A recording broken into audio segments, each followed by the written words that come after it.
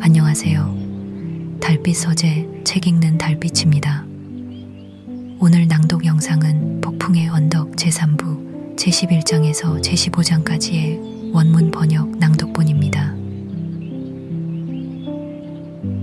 이번 장들은 작품의 감정이 가장 깊어지고 비극이 서서히 모습을 드러내는 구간입니다.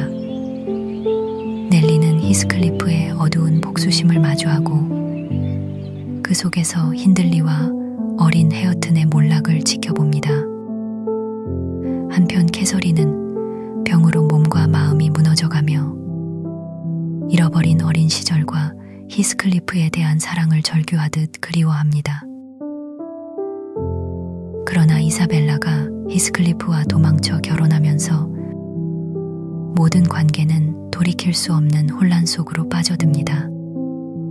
그리고 마침내 죽음을 앞둔 캐서린과 히스클리프가 다시 마주하는 순간 사랑과 증오, 집착과 절망이 뒤섞인 그들의 대면은 폭풍의 언덕 전체를 관통하는 가장 강렬한 장면으로 남습니다. 이 기구하고 슬픈 사랑 이야기는 앞으로 어떻게 전개될까요? 달빛 서재는 책을 사랑하는 마음으로 시작된 낭독 채널입니다. 좋아하는 책을 함께 읽고 나누는 시간, 저에게도 참 행복한 여정입니다. 아직 부족한 점도 많지만 따뜻한 마음으로 지켜봐 주시면 감사하겠습니다. 여러분의 구독과 좋아요는 앞으로 더 좋은 영상을 제작하는 데 큰 힘이 됩니다.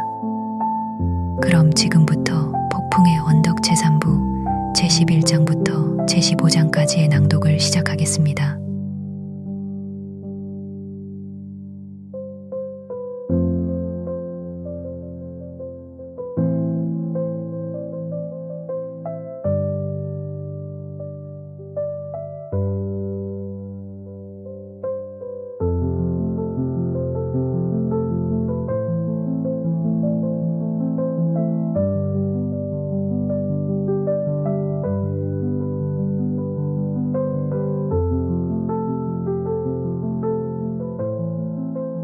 (11장)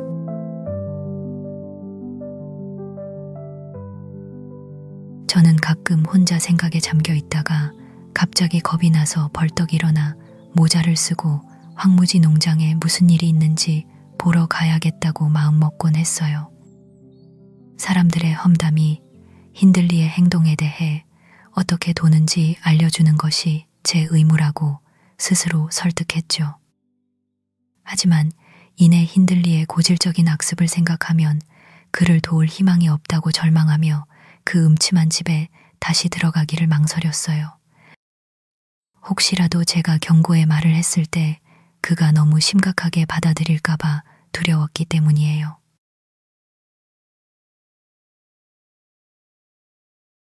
한 번은 김머튼으로 가는 길에 일부러 돌아 옛 대문을 지나갔어요. 제 이야기가 지금 시점에 도달했을 때쯤이었죠. 맑고 서리가 내린 오후였는데 땅은 말랐고 길은 단단했어요. 저는 큰 길이 왼쪽 황무지로 갈라지는 곳에 있는 돌 앞에 섰습니다. 그 돌은 거친 사암 기둥이었는데 북쪽에는 W, H, 황무지 농장, 동쪽에는 G, 그랜지, 남서쪽에는 T, G 라는 글자가 새겨져 있었어요. 이 돌은 그랜지, 황무지 농장, 그리고 마을로 가는 길, 안내 표지판 역할을 합니다.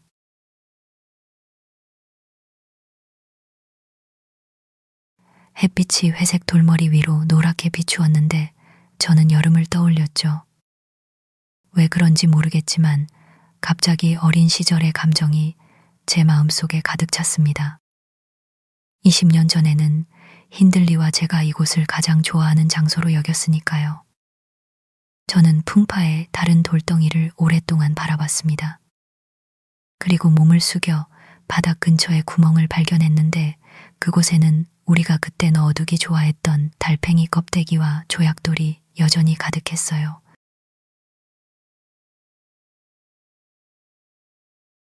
마치 현실처럼 생생하게 어린 시절의 놀이 친구가 시든 잔디 위에 앉아있는 모습이 보였습니다. 그의 어둡고 네모난 머리는 앞으로 숙여져 있었고 작은 손은 슬레이트 조각으로 흙을 파내고 있었죠. 가여운 힌들리, 저는 무심결에 소리쳤습니다. 저는 깜짝 놀랐습니다. 눈앞에서 그 아이가 얼굴을 들고 저를 똑바로 쳐다본다고 착각했던 거예요. 그 모습은 눈 깜짝할 사이에 사라졌지만 저는 즉시 황무지 농장으로 가고 싶은 강렬한 충동을 느꼈습니다.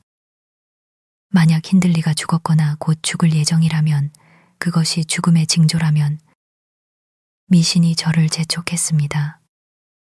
집에 가까이 갈수록 더 불안해졌고 집을 보자마자 온몸이 떨렸습니다. 환영이 저보다 앞서간 것 같았습니다.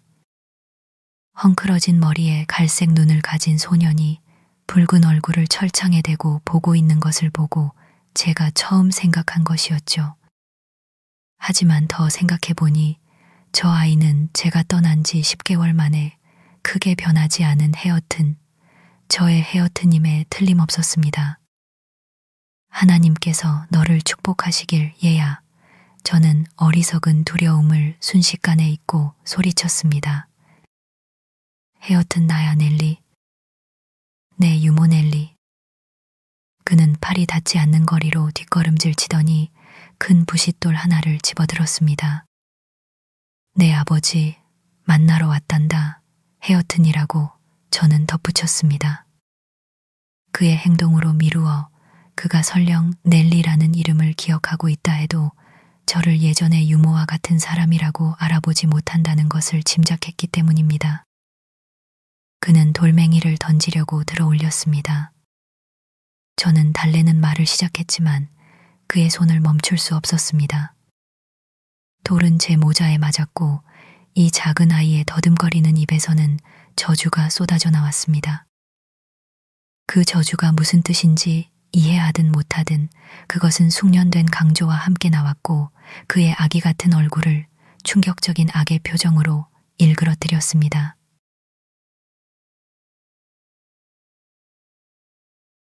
확실히 말하지만 이것은 저를 화나게 하기보다는 슬프게 했습니다. 울음이 나올 지경인 저는 주머니에서 오렌지를 꺼내 그를 달래기 위해 건넸습니다. 그는 망설이다가 마치 제가 유혹해서 실망시키려는 속셈이라고 생각하는 것처럼 제 손에서 그것을 낚아챘습니다. 저는 다른 오렌지 하나를 보여주며 그의 손이 닿지 않는 곳에 두었습니다. 누가 너에게 그런 멋진 말을 가르쳤니, 얘야? 제가 물었습니다. 교구 목사님? 젠장할 목사놈도 너도. 저거 내놔. 그가 대답했습니다. 누구한테 배웠는지 말해주면 이걸 줄게. 제가 말했습니다. 내 스승이 누구니? 악마 아빠가 그의 대답이었습니다. 아빠한테서 뭘 배우니? 저는 계속 물었습니다. 그는 과일을 향해 뛰어들었고 저는 그것을 더 높이 올렸습니다. 그가 너에게 뭘 가르쳐? 제가 물었습니다. 아무것도. 그가 말했습니다. 그냥 아빠 눈에 띄지 않는 법. 아빠는 내가 욕하면 못 견디거든. 아, 그럼 악마가 너에게 아빠한테 욕하는 걸 가르치는 거구나? 제가 말했습니다. 아니, 그가 길게 느려 말했습니다. 그럼 누군데? 히스클리프. 히스클리프 씨가 좋으냐? 고 제가 물었습니다. 응, 그가 다시 대답했습니다. 저는 그가 히스클리프를 좋아하는 이유를 듣고 싶었지만 그에게서 겨우 다음과 같은 말들만 얻어낼 수 있었습니다. 모르겠어. 그가 아빠한테, 아빠가 나한테 하는 대로 갚아주거든. 아빠가 나한테 욕하면 아저씨가 아빠한테 욕해. 아저씨는 내가 하고 싶은 대로 해야 한다고 말했어. 그럼 교구 목사님은 너에게 읽고 쓰는 걸 가르쳐 주지 않니? 제가 계속 물었습니다. 아니, 그 목사놈이 문턱을 넘는 날에는 그 자식 이빨을 목구멍으로 쑤셔 넣어버릴 거라고 들었어. 히스클리프 아저씨가 그렇게 약속했어. 저는 오렌지를 그의 손에 쥐어주고 정원 문 옆에서 넬리 딘이라는 여자가 아버지를 기다리고 있다고 전하라고 했습니다. 그는 길을 따라 올라가 집으로 들어갔습니다. 하지만 힌들리 대신 히스클리프가 문지방에 나타났고 저는 즉시 몸을 돌려 전속력으로 달리기 시작했습니다. 길 안내 표지판에 도착할 때까지 멈추지 않았는데 마치 도깨비를 불러낸 것처럼 겁에 질려 있었습니다.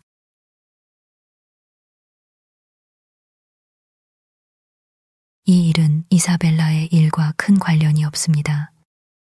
다만 이 일 때문에 제가 더 열심히 지켜봐야겠다고 결심했고 린튼 부인 캐서린의 기분을 상하게 하더라도 그랜지에서 나쁜 영향이 퍼지는 것을 막기 위해 최선을 다해야겠다고 다짐했다는 점만 빼고는 말입니다.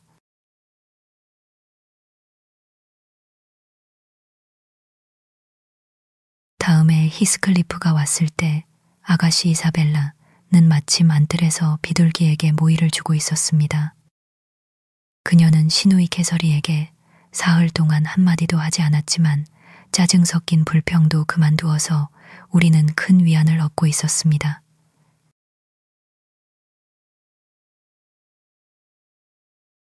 저는 히스클리프가 린튼 아가씨 이사벨라에게 불필요한 예의를 전혀 베풀지 않는다는 것을 알고 있었습니다. 그런데 이번에는 그녀를 보자마자 그가 가장 먼저 한 행동은 집의 정면을 한번 훑어보는 것이었습니다. 저는 부엌 창문 옆에 서 있었지만 몸을 숨겼습니다. 그러더니 그는 길을 가로질러 그녀에게 다가갔고 무언가를 말했습니다.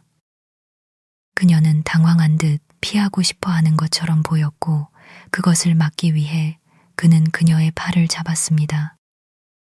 그녀는 얼굴을 돌렸는데 그는 그녀가 대답하고 싶지 않은 질문을 한 것 같았습니다.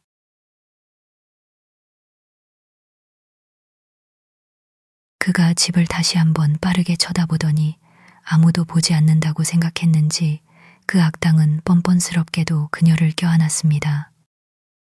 유다. 배신자, 저는 외쳤습니다. 너는 위선자이기도 하니? 고의적인 사기꾼이구나. 누가 넬리? 제 팔꿈치에서 캐서린의 목소리가 들렸습니다. 저는 밖에 있는 두 사람을 너무 열심히 보느라 그녀가 들어온 것을 몰랐습니다. 당신의 쓸모없는 친구요. 저는 열을 내며 대답했습니다. 저기 저 비열한 악당 말이에요. 아, 그가 우리를 힐끗 봤어요. 들어오고 있네요. 그가 이 아가씨를 싫어한다고 당신에게 말해놓고 그녀에게 구애하는 것에 대해 변명할 양심이 있을지 모르겠네요. 린튼 부인 캐서린은 이사벨라가 몸을 뿌리치고 정원으로 달려가는 것을 보았습니다. 그리고 1분 뒤 히스클리프가 문을 열었습니다. 저는 분노를 참지 못했지만 캐서린은 화를 내며 조용히 하라고 했고 감히 그렇게 무례하게 행동한다면 저를 부엌에서 나가라고 명령하겠다고 위협했습니다. 내 말을 들으면 사람들이 네가 이 집의 안주인이라고 생각할 거야. 그녀가 소리쳤습니다. 너는 네 주제를 알아야 해. 히스클리프, 왜 소란을 피우는 거야? 내가 이사벨라를 내버려 두라고 했잖아. 제발 부탁이야, 그러지 마. 네가 여기서 환영받는 것에 지쳤거나 린튼이 너에게 문을 잠가버리기를 원하지 않는다면 그가 감히 시도하지 않기를 신이 금하길. 그 시커먼 악당이 대답했습니다. 저는 바로 그때 그를 몹시 미워했습니다. 신이 그를 온순하고 인내심 있게 지켜주시길. 나는 매일 그를 천국으로 보내고 싶어 미칠 지경이야. 쉿, 캐서린이 안쪽 문을 닫으며 말했습니다. 나를 괴롭히지 마. 왜 내 부탁을 무시한 거야? 그녀가 일부러 너에게 다가온 거야. 그게 너랑 무슨 상관이야? 그가 으르렁거렸습니다. 그녀가 원한다면 나는 그녀에게 키스할 권리가 있어. 그리고 너는 반대할 권리가 없어. 나는 내 남편이 아니잖아. 나를 질투할 필요 없어. 나는 너를 질투하는 게 아니야. 안주인이 대답했습니다. 나는 너를 위해 질투하는 거야. 내 얼굴 펴. 나한테 험악한 표정 짓지 마. 네가 이사벨라를 좋아한다면 그녀와 결혼해. 하지만 정말로 그녀를 좋아해? 진실을 말해봐, 히스클리프. 봐, 너는 대답하지 않을 거야. 나는 네가 그녀를 좋아하지 않는다는 것을 확신해. 그럼 린튼 씨는 그의 여동생이 저 남자와 결혼하는 것을 찬성할까요? 제가 물었습니다. 린튼 씨는 당연히 찬성해야만 해. 아가씨가 단호하게 대답했습니다. 그는 수고할 필요 없을 거야. 히스클리프가 말했습니다. 나는 그의 승인 없이도 잘 지낼 수 있어. 그리고 너에 대해 말하자면 캐서린, 이참에 몇 마디 하고 싶어. 나는 네가 나를 정말 끔찍하게 대했다는 것을 안다는 것을 네가 알았으면 해. 정말로 끔찍하게. 듣고 있어? 그리고 네가 내가 그걸 모른다고 착각한다면 너는 바보야. 그리고 달콤한 말로 내가 위로받을 수 있다고 생각한다면 너는 멍청이야. 그리고 내가 복수하지 않고 고통을 당할 것이라고 생각한다면 나는 아주 곧 너에게 그 반대를 증명해 줄 거야. 그동안 내 신우이의 비밀을 알려줘서 고마워. 맹세컨대 나는 그걸 최대한 이용할 거야. 그리고 너는 옆으로 비켜서. 이게 그의 어떤 새로운 면모야? 린튼 부인이 놀라서 외쳤습니다. 내가 너를 끔찍하게 대했고 너는 복수할 거라니. 어떻게 복수할 건데, 배은망덕한 짐승아? 내가 너를 어떻게 끔찍하게 대했다는 거야? 나는 너에게 복수하려 하지 않아. 히스클리프가 아까보다 덜 격렬하게 대답했습니다. 그게 내 계획이 아니야. 폭군은 노예들을 짓밟고 노예들은 자기들 아래에 있는 자들을 짓밟지. 네가 나를 죽을 때까지 고문하며 즐기는 건 환영이야. 다만 내가 같은 방식으로 조금 즐겁게 놀도록 허락하고 네가 할 수 있는 한 나를 모욕하는 것은 삼가. 내 궁전을 무너뜨렸으면 나에게 움막을 주고 그것이 자비로운 일이라고 만족스럽게 생각하지 마. 만약 네가 내가 이사벨과 결혼하기를 정말로 바란다고 상상한다면 나는 내 목을 칼로 그어버릴 거야. 아, 문제는 내가 질투하지 않는다는 거로군, 그래? 캐서린이 소리쳤습니다. 좋아, 나는 아내를 제안하는 것을 다시 반복하지 않겠어. 그건 사탄에게 잃어버린 영혼을 제안하는 것만큼 나빠. 너의 행복은 그 사탄처럼 고통을 주는 데 있어. 네가 그걸 증명하고 있어. 에드가는 네가 왔을 때 보였던 나쁜 기분에서 회복되었고 나는 안정되고 평온해지기 시작했어. 그런데 너는 우리가 평화로운 것을 알고 가만히 있지 못하고 싸움을 일으키기로 결심한 것처럼 보여. 네가 원한다면 에드가와 싸워. 히스클리프 그리고 그의 여동생을 속여. 그게 나에게 복수하는 가장 효과적인 방법일 테니까. 대화는 멈췄습니다. 린튼 부인은 얼굴이 붉어진 채 우울하게 불옆에 앉았습니다. 그녀를 따르던 그 영혼 히스클리프는 이제 통제하기 힘들어지고 있었습니다. 그녀는 그를 달랠 수도 통제할 수도 없었죠. 그는 팔짱을 낀 채 나쁜 생각에 잠겨 화로 앞에 서 있었습니다. 저는 캐서린이 왜 이렇게 오래 아래층에 있는지 궁금해하는 주인 에드가를 찾기 위해 그들을 이 상태로 두고 떠났습니다.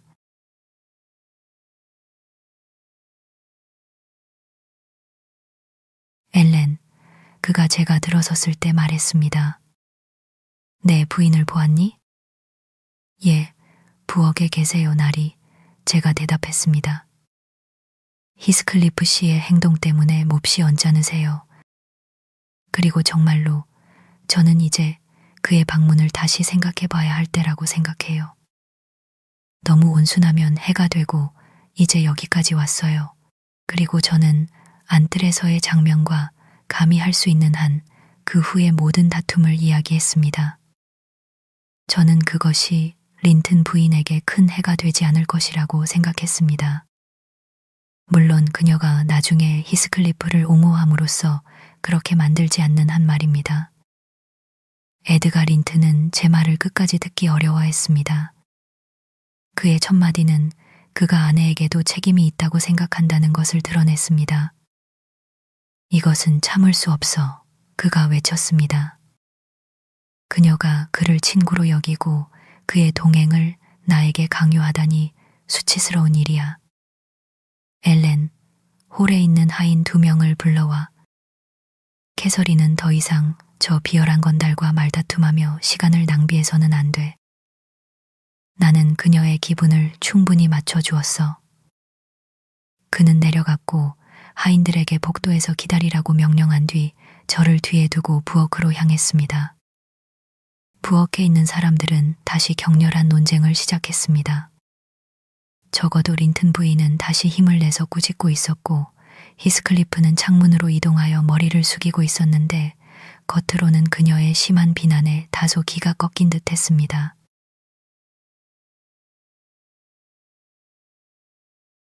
그가 주인을 먼저 보았고 그녀에게 조용히 하라는 급한 동작을 보냈습니다. 그녀는 그 이유를 발견하자마자 갑자기 입을 다물었습니다. 이게 어떻게 된 일이야? 린튼이 그녀에게 말했습니다.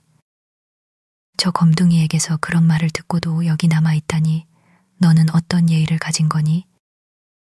나는 그게 그의 일상적인 대화라서 네가 아무렇지 않게 생각한다고 짐작한다. 너는 그의 비열함에 익숙해졌고 어쩌면 나도 익숙해질 수 있다고 생각하는지도 모르지. 문 뒤에서 엿듣고 있었어요, 에드가. 부인이 물었는데 그의 짜증에 대한 무관심과 경멸을 모두 드러내는 어조였습니다. 히스클리프는 앞선 연설에 눈을 들었다가 나중의 말에는 비웃는 듯한 웃음을 터뜨렸습니다. 그것은 마치 린튼 씨의 주의를 자신에게 끌기 위함인 듯 했습니다. 그는 성공했지만 에드가는 어떤 격정으로 그를 대할 의도는 없었습니다. 나는 지금까지 당신에게 인내심을 보여왔소, 나리. 그가 조용히 말했습니다. 내가 당신의 비참하고 타락한 성격을 몰라서가 아니라 당신이 그것에 부분적으로만 책임이 있다고 느꼈기 때문이고 캐서린이 당신과의 관계를 유지하고 싶어 해서 어리석게도 내가 동의했소. 당신의 존재는 가장 착한 사람마저 오염시킬 도덕적 독이요. 그 이유 때문에 그리고 더 나쁜 결과를 막기 위해 나는 앞으로 당신이 이 집에 들어오는 것을 거부할 것이며 지금 당장 떠날 것을 요구하오. 3분이라도 늦으면 비자발적이고 불명예스럽게 쫓겨날 것이오. 히스클리프는 조롱하는 눈빛으로 말하는 이의 키와 몸집을 재었습니다. 캐시, 네 이 어린 양이 황소처럼 위협하는군. 그가 말했습니다. 내 주먹에 머리가 깨질 위험이 있네. 맙소사. 린튼 씨, 당신은 때려 눕힐 가치조차 없다는 것이 몹시 유감이오. 주인은 복도 쪽을 흘긋 보더니 저에게 하인들을 데려오라고 손짓했습니다. 그는 히스클리프와 직접 싸울 생각은 없었습니다.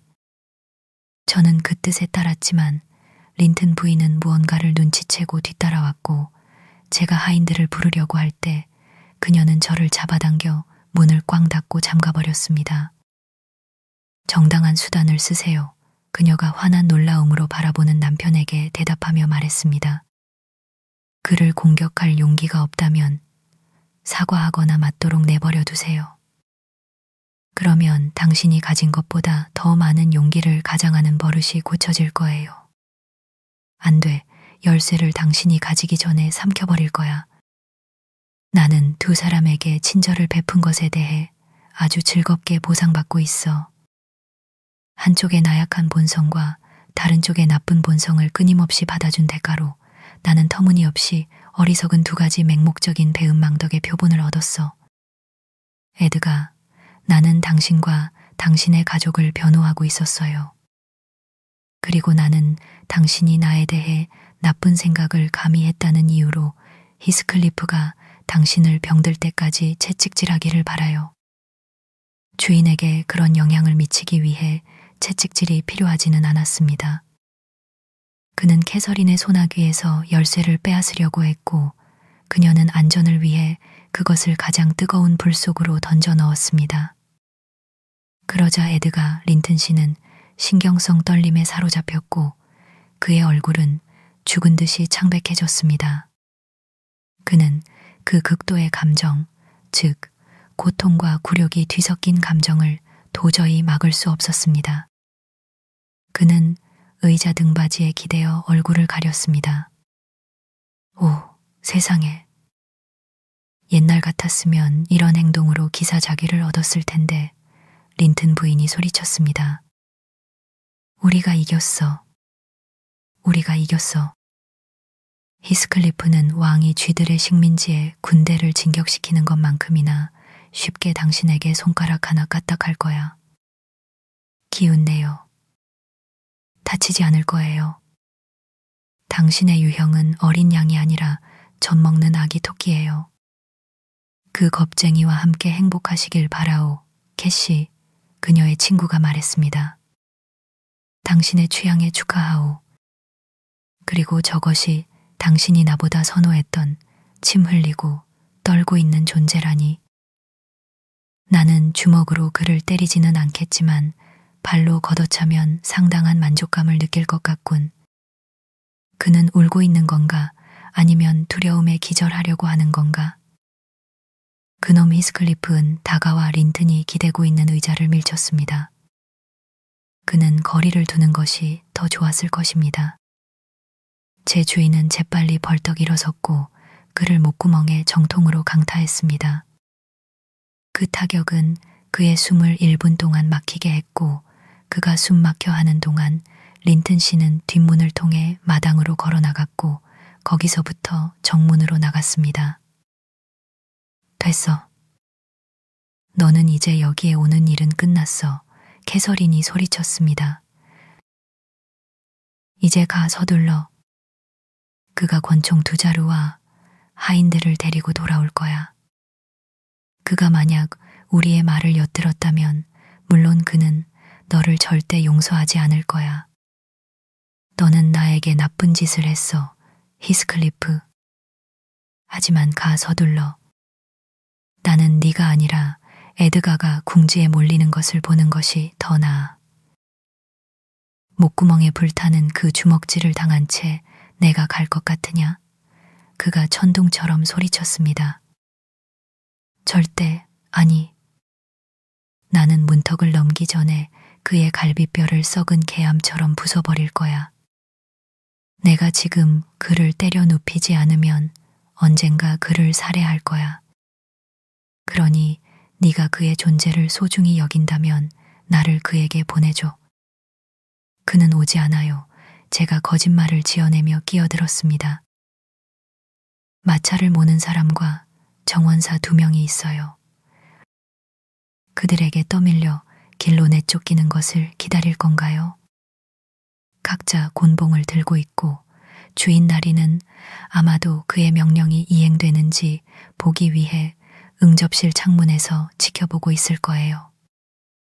정원사와 마부들은 정말로 거기에 있었습니다. 하지만 린튼도 그들과 함께 있었습니다. 그들은 이미 안뜰로 들어섰습니다. 히스클리프는 다시 생각한 끝에 3명의 아랫사람들과 싸우는 것을 피하기로 결심했습니다. 그는 부직갱이를 움켜쥐고 안쪽 문에서 자물쇠를 부숴버린 뒤 그들이 쿵쿵거리며 들어올 때 탈출했습니다.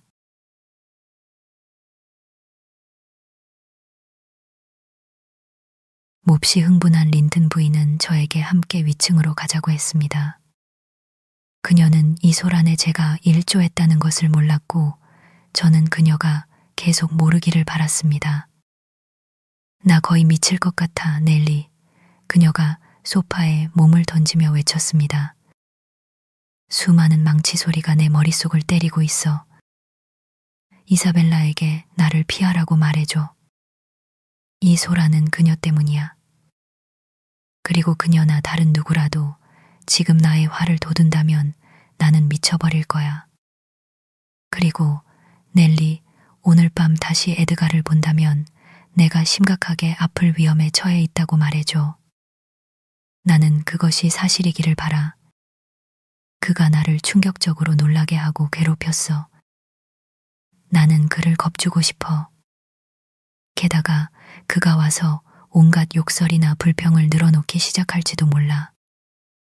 나는 분명히 맞설 것이고 우리가 어떻게 끝날지는 아무도 몰라. 그렇게 해줄 거지, 나의 착한 넬리? 너도 알잖아. 이 문제에 대해서는 내가 전혀 잘못이 없다는 것을. 무엇에 홀려서 그가 엿듣는 사람이 되었을까? 네가 우리를 떠난 후에는 히스클리프의 말이 터무니없었지만 나는 곧 그를 이사벨라 문제에서 돌려놓을 수 있었어. 이제 모든 것이 망가졌어. 자신에 대한 나쁜 것을 듣고 싶어 하는 바보의 욕구 때문. 에드가가 우리의 대화를 엿듣지 않았다면 그는 아무 문제도 없었을 거야. 정말로 그가 나를 위해 히스클리프를 목이 쉬도록 꾸짖은 후에 저렇게 불합리한 불쾌한 어조로 나를 공격했을 때 나는 그들이 서로에게 무슨 짓을 하든 상관하지 않았어. 특히나 상황이 어떻게 끝나든 우리는 모두 얼마 동안인지도 모르게 헤어지게 될 것이라는 느낌이 들었기 때문이야. 좋아, 내가 히스클리프를 친구로 둘 수 없다면, 에드가가 비열하고 질투심이 많다면 나는 내 마음을 부숨으로써 그들의 마음을 부수려고 노력할 거야. 내가 극한으로 몰렸을 때 그것이 모든 것을 끝내는 빠른 방법이 될 거야. 하지만 그건 최후의 수단으로 남겨둬야 해. 나는 그것으로 린튼을 놀라게 하고 싶지 않아. 지금까지 그는 나를 도발하는 것을 두려워하는 데 있어서 신중했어. 너는 그가 그 방식을 포기하면 얼마나 위험한지 알려주고 불이 붙으면 광기에 가까워지는 나의 격정적인 성격을 상기시켜줘야 해. 나는 네가 그 무관심한 표정을 없애고 나에 대해 좀 더 걱정하는 것처럼 보이기를 바라. 제가 이 지시들을 받아들인 둔감함은 분명히 그녀를 화나게 했을 것입니다. 왜냐하면 그녀는 완벽하게 진심으로 말했기 때문입니다. 하지만 저는 자신의 발작을 이용할 계획을 미리 세울 수 있는 사람은 의지를 발휘해서 스스로를 통제할 수 있다고 믿었습니다. 그리고 저는 그녀의 이기심을 채우기 위해 그녀가 말한 대로 남편을 겁주거나 그의 짜증을 늘리고 싶지 않았습니다.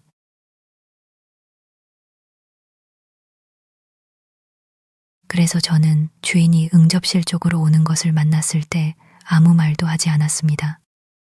하지만 저는 그들이 다시 다툴지 엿듣기 위해 돌아가는 무례를 범했습니다.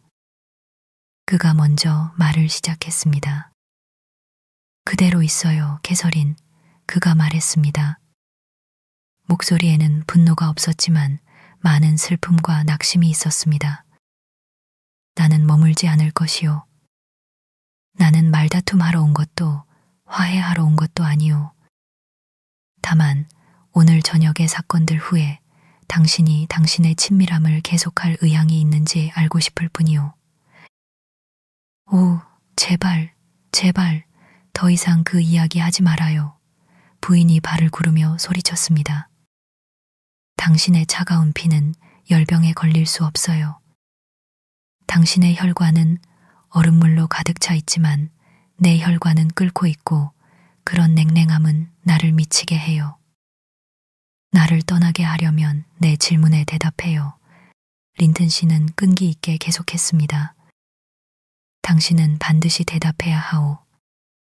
그리고 그 폭력은 나를 놀라게 하지 않소. 나는 당신이 원할 때 누구 못지않게 이성적일 수 있다는 것을 알아냈소. 당신은 앞으로 히스클리프를 포기할 것인가요? 아니면 나를 포기할 것인가요? 당신이 나의 친구이면서 동시에 그의 친구가 되는 것은 불가능하며 나는 당신이 어느 쪽을 선택하는지 꼭 알아야 하오. 나를 내버려 두라고 요구해요. 캐서린이 격렬하게 외쳤습니다. 나는 그것을 요구해요. 내가 겨우 서 있을 수 있다는 것을 못 보겠어요? 에드가, 당신 나가요. 그녀는 벨이 부러질 때까지 울렸습니다. 저는 느긋하게 들어갔습니다. 그런 무분별하고 사악한 분노는 성자의 인내심마저 시험할 만했습니다. 그녀는 소파 팔걸이에 머리를 부딪히고 이를 갈아서 마치 그것들을 산산조각 낼 것처럼 보였습니다. 린튼 씨는 갑작스러운 죄책감과 두려움에 그녀를 바라보고 서 있었습니다. 그는 저에게 물을 가져오라고 했습니다. 그녀는 말할 숨도 없었습니다. 저는 물이 가득 담긴 잔을 가져왔고 그녀가 마시지 않으려 하자 저는 그녀의 얼굴에 물을 뿌렸습니다. 몇 초 만에 그녀는 몸을 뻣뻣하게 쭉 뻗고 눈을 위로 치켜떴는데 그녀의 뺨은 창백하면서도 거무스름해져서 죽은 듯이 보였습니다. 린트는 겁에 질린 것처럼 보였습니다. 세상에 아무 일도 없어요. 제가 속삭였습니다. 저는 마음속으로는 두려웠지만 그가 굴복하는 것을 원치 않았습니다. 입술에 피가 묻었소. 그가 몸서리치며 말했습니다. 신경 쓰지 마세요. 제가 퉁명스럽게 대답했습니다.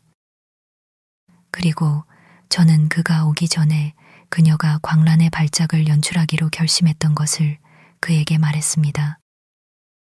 저는 부주의하게 그 설명을 소리내어 말했고 그녀는 그것을 들었습니다. 왜냐하면 그녀는 벌떡 일어났는데 머리카락은 어깨 위로 흩날리고 눈은 번뜩이며 목과 팔의 근육은 비정상적으로 솟아 있었습니다. 저는 최소한 뼈가 부러질 것을 각오했지만 그녀는 잠시 동안 주위를 노려보더니 방에서 뛰쳐나갔습니다. 주인은 저에게 따라가라고 지시했습니다. 저는 그녀의 침실 문까지 따라갔습니다. 그녀는 문을 잠가서 제가 더 이상 들어가지 못하게 했습니다. 다음 날 아침, 그녀는 아침 식사를 위해 내려오려고 하지 않았기 때문에 저는 그녀가 위층에서 먹을지 물어보러 갔습니다. 아니, 그녀는 단호하게 대답했습니다. 같은 질문이 점심과 저녁 식사 때 반복되었고 그 다음 날에도 다시 반복되었지만 똑같은 대답을 받았습니다.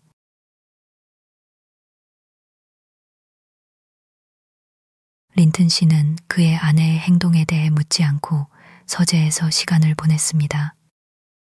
이사벨라와 그는 1시간 동안 만났는데 그동안 그는 이사벨라에게 히스클리프의 접근에 대해 혐오감을 이끌어내려고 노력했습니다. 하지만 그는 그녀의 회피적인 대답에서 아무것도 얻어내지 못했고 만족스럽지 못한 채 신문을 끝내야 했습니다. 하지만 그는 덧붙여 엄숙하게 경고했습니다. 만약 그녀가 그 가치 없는 구원자를 격려할 만큼 어리석은 짓을 한다면 그것은 그녀와 자신 사이의 모든 가족 관계를 끊어버릴 것이라고 말입니다.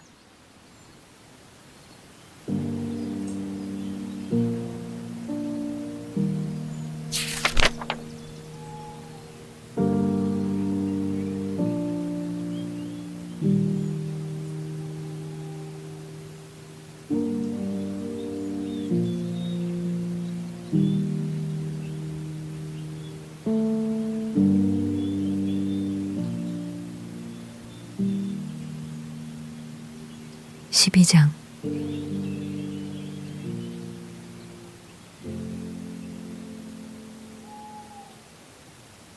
린튼 아가씨 이사벨라는 공원과 정원을 돌아다니며 항상 조용히, 거의 항상 울고 있었습니다. 반면 그녀의 오빠 에드가는 책 속에 틀어박혀 지냈는데 그 책들을 펼쳐보지도 않았습니다. 제가 짐작하기로는 그는 캐서린이 자기 행동을 후회하고 스스로 찾아와 용서를 빌고 화해하기를 바라는 막연한 기대로 지쳐가고 있었던 것 같아요. 그리고 캐서린은 고집스럽게 단식을 했는데 아마도 식사 때마다 에드가가 그녀의 부재로 목이 메어 괴로워할 것이고 오직 자존심 때문에 그녀에게 달려와 매달리지 못한다고 생각했기 때문일 겁니다.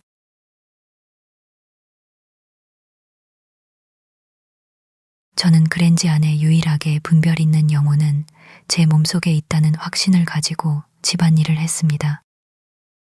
저는 아가씨 이사벨라에게 위로의 말을 하지 않았고 제 안주인 캐서린에게도 훈계를 하지 않았습니다. 또한 부인의 목소리를 들을 수 없으니 이름이라도 듣고 싶어하는 주인님의 한숨에도 크게 신경 쓰지 않았습니다. 저는 그들이 원하는 대로 행동하도록 내버려 두기로 결정했습니다. 그것은 지루하고 느린 과정이었지만 저는 마침내 그 과정에 미세한 진전의 조짐이 보인다고 생각하며 기뻐하기 시작했습니다. 처음에는 그렇게 생각했습니다.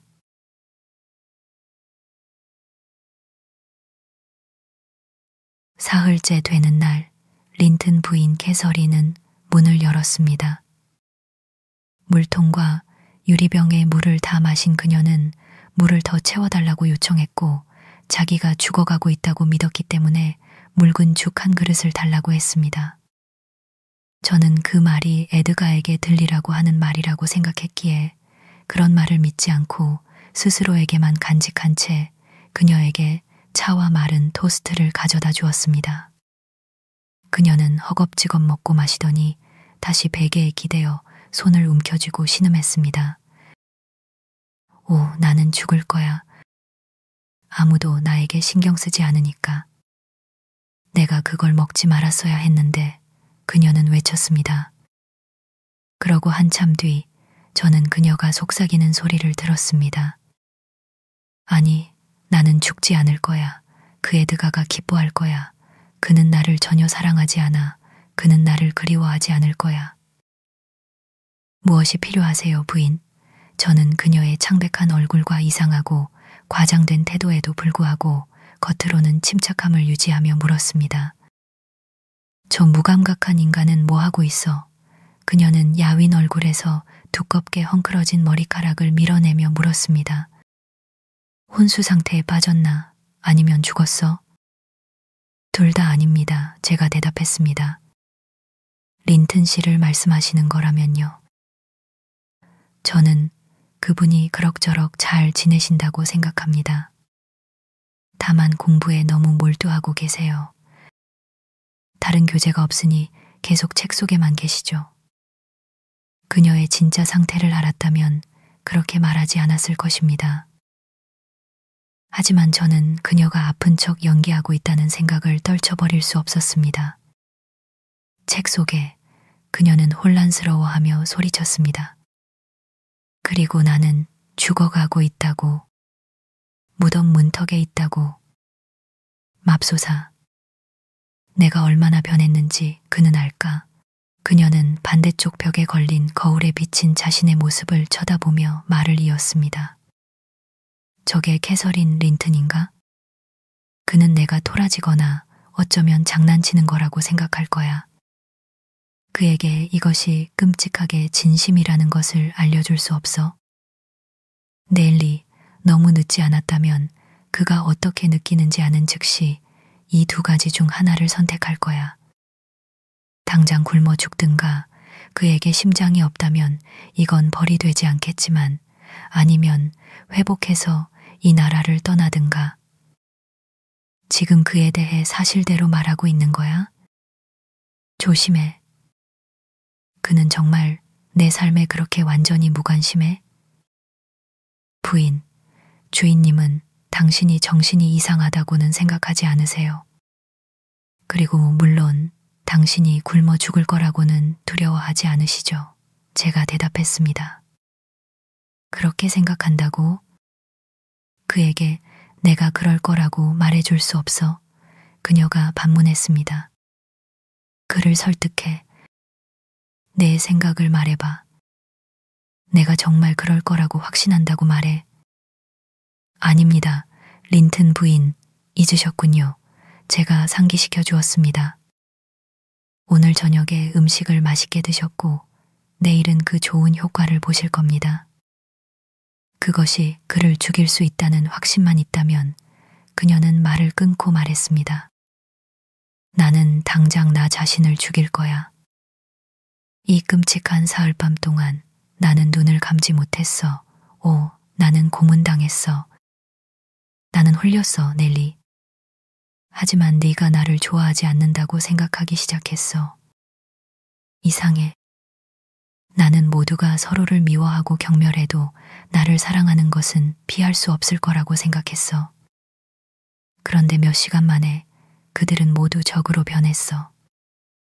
분명해, 여기 사람들이 그래. 그들의 차가운 얼굴에 둘러싸여 죽음을 맞이하는 건 얼마나 쓸쓸할까. 이사벨라는 겁먹고 질려서 방에 들어오기를 두려워하겠지. 캐서린이 죽어가는 것을 지켜보는 건 너무 끔찍할 테니까. 그리고 에드가는 엄숙하게 옆에 서서 모든 것이 끝나기를 보고 신에게 평화를 되찾아 주셔서 감사하다고 기도한 뒤 다시 그의 책으로 돌아가겠지. 내가 죽어가는 이 순간에 감정이 있는 사람으로서 그가 책과 무슨 상관이야. 그녀는 제가 그의 머릿속에 넣어준 린튼 씨의 철학적인 체념이라는 생각을 견딜 수 없었습니다. 몸부림치면서 그녀는 열에 들뜬 혼란을 광기로 키웠고 이빨로 베개를 찢었습니다. 그리고는 온몸이 불타는 듯 일어나서 창문을 열어달라고 했습니다. 한겨울이었고 북동쪽에서 강한 바람이 불어왔기에 저는 반대했습니다.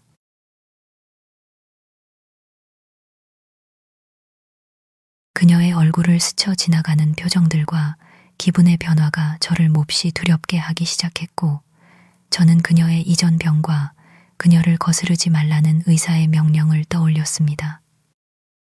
바로 1분 전에는 격렬했지만 이제 한 팔에 기대어 제가 명령에 복종하지 않는 것을 알아차리지 못한 채 그녀는 자신이 방금 찢어놓은 틈에서 깃털을 뽑아 그 종류에 따라 시트 위에 배열하며 어린아이 같은 재미를 느끼는 듯 했습니다. 그녀의 정신은 다른 연상작용으로 헤매고 있었습니다. 저건 칠면조 깃털이야. 그녀는 혼잣말했습니다. 이건 야생오리 깃털이고 그리고 이건 비둘기 깃털이야. 아, 베개에 비둘기 깃털을 넣는구나. 내가 죽을 수 없었던 게 당연해. 누울 때 이걸 바닥에 던져버려야지. 그리고 이건 뇌조 깃털이야. 그리고 이건 1000개 중에서도 알 수 있어. 검은 머리 물대새 깃털이야. 예쁜 새지.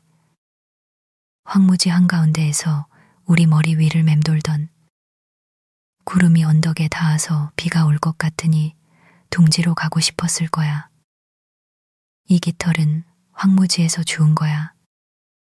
새가 총에 맞은 건 아니야. 겨울에 우리가 둥지를 봤는데 작은 뼈들로 가득했지. 히스클리프가 그 위에 덫을 놓았고 어미새들은 감이 오지 못했어. 내가 히스클리프에게 그 후로는 검은 머리 물대새를 쏘지 않겠다고 약속하게 했고 그는 그러지 않았어. 그래, 여기 또 있어. 그가 내 검은 머리 물대새를 쏘았니, 넬리? 빨간색 깃털이 있니? 보자. 그런 유치한 짓은 그만둬. 제가 소리치며 베개를 끌어당기고 구멍난 부분을 매트리스 쪽으로 돌렸습니다. 그녀가 베개 속 내용물을 한 움큼씩 꺼내고 있었기 때문입니다. 누워서 눈 감아. 너는 헛소리를 하고 있어. 엉망진창이야. 솜털이 눈처럼 날아다니잖아. 저는 여기저기 다니며 솜털을 모았습니다. 넬리, 나는 너에게서 늙은 여자를 봐. 그녀는 꿈꾸듯 말을 이었습니다. 너는 흰 머리에 굽은 어깨를 가졌어. 이 침대는 페니스톤 크래그스 아래 요정 동굴이고 너는 우리 암소들을 해치려고 요정 돌칼을 모으고 있어. 내가 가까이 있을 때는 그저 양털이라고 거짓말하면서 그게 50년 후에 네가 될 모습이야. 지금은 네가 그렇지 않다는 걸 알아. 나는 헛소리를 하는 게 아니야. 네가 착각하는 거야. 그렇지 않으면 나는 네가 정말 그 말은 마녀라고 믿을 것이고 내가 페니스톤 크래그스 아래에 있다고 생각할 텐데 나는 지금 밤이고 탁자 위에 있는 2개의 촛불이 검은 장롱을 칠흑처럼 빛나게 하고 있다는 것을 의식하고 있어. 검은 장롱. 그게 어디 있어? 제가 물었습니다. 잠꼬대하고 있군요. 항상 그렇듯이 벽에 기대어 있잖아. 그녀가 대답했습니다. 이상하게 보이네. 그 안에 얼굴이 보여. 이 방에는 장롱이 없고 한 번도 없었어요. 제가 자리에 다시 앉아 그녀를 지켜볼 수 있도록 커튼을 묶으며 말했습니다. 저 얼굴이 안 보여? 그녀는 거울을 간절히 바라보며 물었습니다. 제가 아무리 말해도 그녀는 그것이 자신의 얼굴이라는 것을 이해하지 못했습니다. 그래서 저는 일어나서 숄로 그것을 덮었습니다. 저 뒤에 아직도 있어. 그녀는 불안하게 계속 말했습니다. 그리고 움직였어. 누구지? 네가 가고 나면 나오지 않기를 바라. 오. 넬리, 이 방은 귀신 들렸어.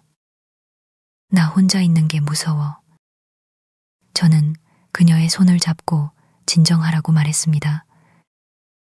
연속적인 몸서리가 그녀의 몸을 떨게 했고 그녀는 계속해서 거울 쪽으로 시선을 고정하려고 했기 때문입니다.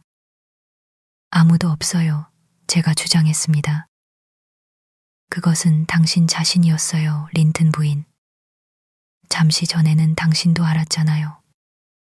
나 자신이라고. 그녀가 헐떡였습니다.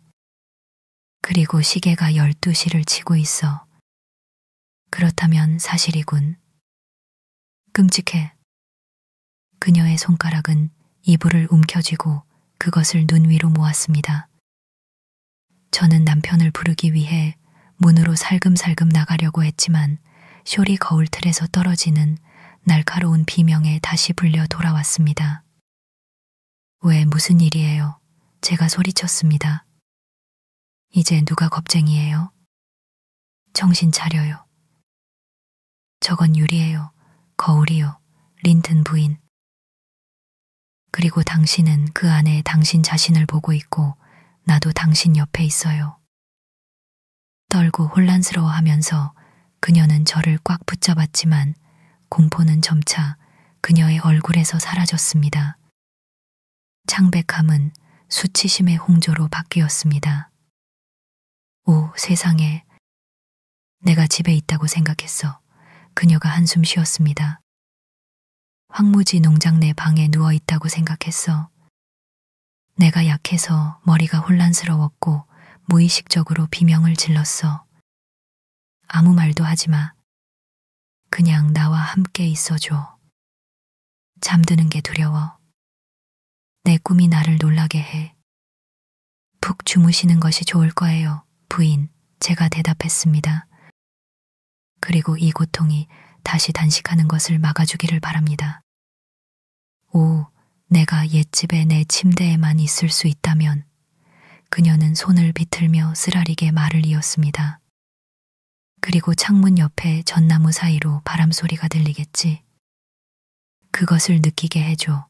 그것은 황무지에서 곧장 내려와 숨 한 번 쉬게 해줘. 그녀를 달래기 위해 저는 창문을 몇 초 동안 살짝 열어두었습니다. 차가운 바람이 세차게 몰아쳤습니다. 저는 창문을 닫고 제 자리로 돌아왔습니다.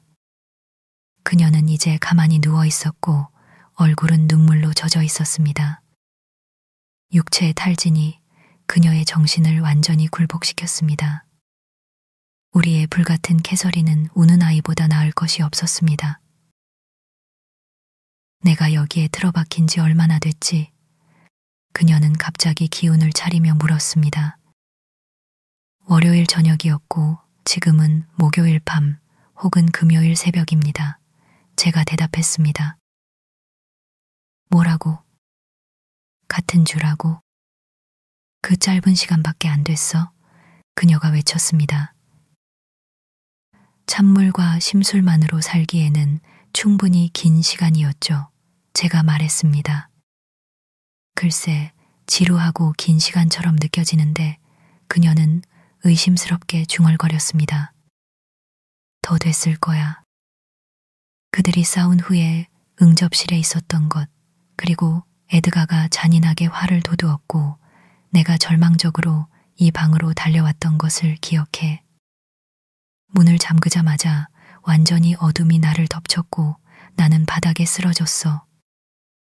나는 에드가에게 그가 계속 나를 괴롭히면 발작을 일으키거나 완전히 미쳐버릴 것이라는 확신을 설명할 수 없었어. 나는 혀나 뇌를 통제할 수 없었고 그는 내 고통을 짐작하지 못했을 거야. 겨우 그와 그의 목소리에서 벗어나려고 노력할 정도의 감각만 남았어. 충분히 보고 들을 수 있을 만큼 회복하기 전에 새벽이 오기 시작했어. 넬리, 내가 생각했던 것과 내 이성이 걱정될 정도로 계속 반복되는 것을 말해줄게. 나는 거기 탁자 다리에 머리를 대고 누워서 창문의 회색 네모를 희미하게 알아볼 때 내가 집에 있는 떡갈나무 판자로 된 침대 안에 갇혀 있다고 생각했어. 그리고 내 심장은 막 깨어나서 기억할 수 없는 어떤 큰 슬픔으로 아팠지. 나는 그것이 무엇일까 고민하고 괴로워했는데 가장 이상하게도 지난 7년간의 내 삶 전체가 백지가 되었어. 나는 그 시간이 있었다는 것조차 기억하지 못했어. 나는 아이였고 아버지는 막 장례를 치렀고 내 고통은 힌들리가 나와 히스클리프 사이에 명령했던 이별에서 비롯되었어. 나는 처음으로 혼자 눕게 되었고 밤새 울다가 우울한 잠에서 깨어나서 판자를 옆으로 밀치려고 손을 들었는데 탁자 위를 쳤어. 나는 손을 카펫 위로 쓸었고 그때서야 기억이 폭발했어. 최근의 괴로움은 절망의 발작 속에 삼켜졌지. 왜 내가 그렇게 미친 듯이 비참하게 느꼈는지 말할 수 없어. 일시적인 정신착란이었음에 틀림없어. 왜냐하면 그럴 만한 이유가 거의 없으니까. 하지만 내가 12살 때 황무지 농장과 모든 초기 추억, 그리고 그때의 내 전부였던 히스클리프에게서 억지로 떨어져 나가 한순간에 스러시크로스 그랜지의 안주인이자 낯선 사람의 아내인 린튼 부인이 되었다고 가정해봐.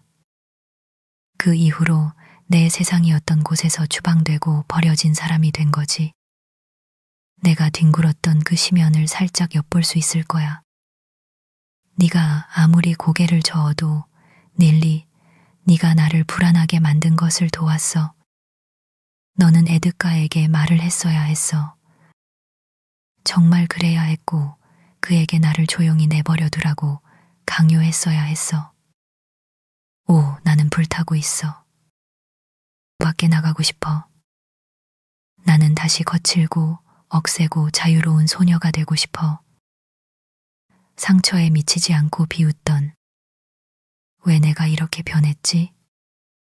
왜 몇 마디 말에 내 피가 지옥 같은 소용돌이로 치솟는 거지? 나는 저 언덕 위에 헤더 속에만 있으면 다시 나 자신이 될 거라고 확신해. 창문을 다시 활짝 열어놓고 고정해줘. 빨리, 왜 움직이지 않아? 당신에게 죽을 만큼 심한 감기를 안겨주고 싶지 않기 때문입니다. 제가 대답했습니다. 나에게 살 기회를 주지 않는다는 뜻이겠지. 그녀가 뚱하게 말했습니다. 하지만 나는 아직 무력하지 않아.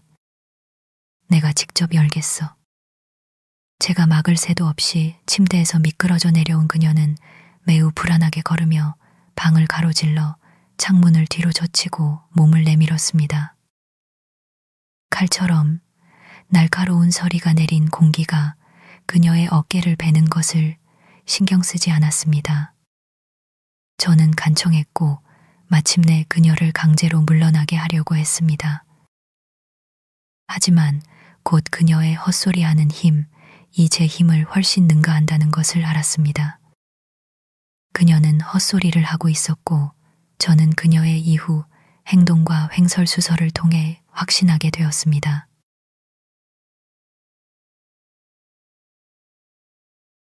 달은 없었고 아래 모든 것은 안개 낀 어둠 속에 있었습니다. 멀리서든 가까이서든 어떤 집에서도 불빛이 새어나오지 않았습니다. 모두 오래전에 꺼졌습니다. 그리고 황무지 농장의 불빛은 결코 보이지 않았지만 그녀는 여전히 그것들이 빛나는 것을 잡았다고 주장했습니다. 봐! 그녀는 간절히 소리쳤습니다. 저건 촛불이 켜진 내 방이야. 그리고 그 앞에서 나무들이 흔들리고 있어. 그리고 다른 촛불은 조셉의 다락방에 있어. 조셉은 늦게까지 깨어있지, 그렇지? 내가 집에 와서 그가 문을 잠글 때까지 기다리고 있을 거야. 글쎄, 그는 좀 더 기다려야 할 거야. 거친 여정이고 슬픈 마음으로 여행해야 해. 그리고 그 여정을 가려면 김머튼 교회를 지나야 해. 우리는 자주 함께 그곳의 유령들을 용감하게 맞섰고 무덤들 사이에 서서 그들에게 오라고 감히 도전했지. 하지만 히스클리프, 내가 지금 너에게 도전한다면 너는 감행할래? 네가 한다면 나는 너를 붙잡아 둘 거야. 나는 혼자 저기에 누워있지 않을 거야. 그들이 나를 땅속 12피트 깊이 묻고 교회 건물을 내 위로 무너뜨려도 네가 나와 함께 할 때까지는 쉬지 않을 거야. 절대로. 그녀는 잠시 멈췄다가 이상한 미소를 지으며 다시 말했습니다. 그는 생각하고 있어. 그는 내가 그에게 오기를 더 바랄 거야. 그렇다면 방법을 찾아. 저 교회 묘지를 통해서가 아니라 너는 느려. 만족해. 너는 항상 나를 따랐잖아.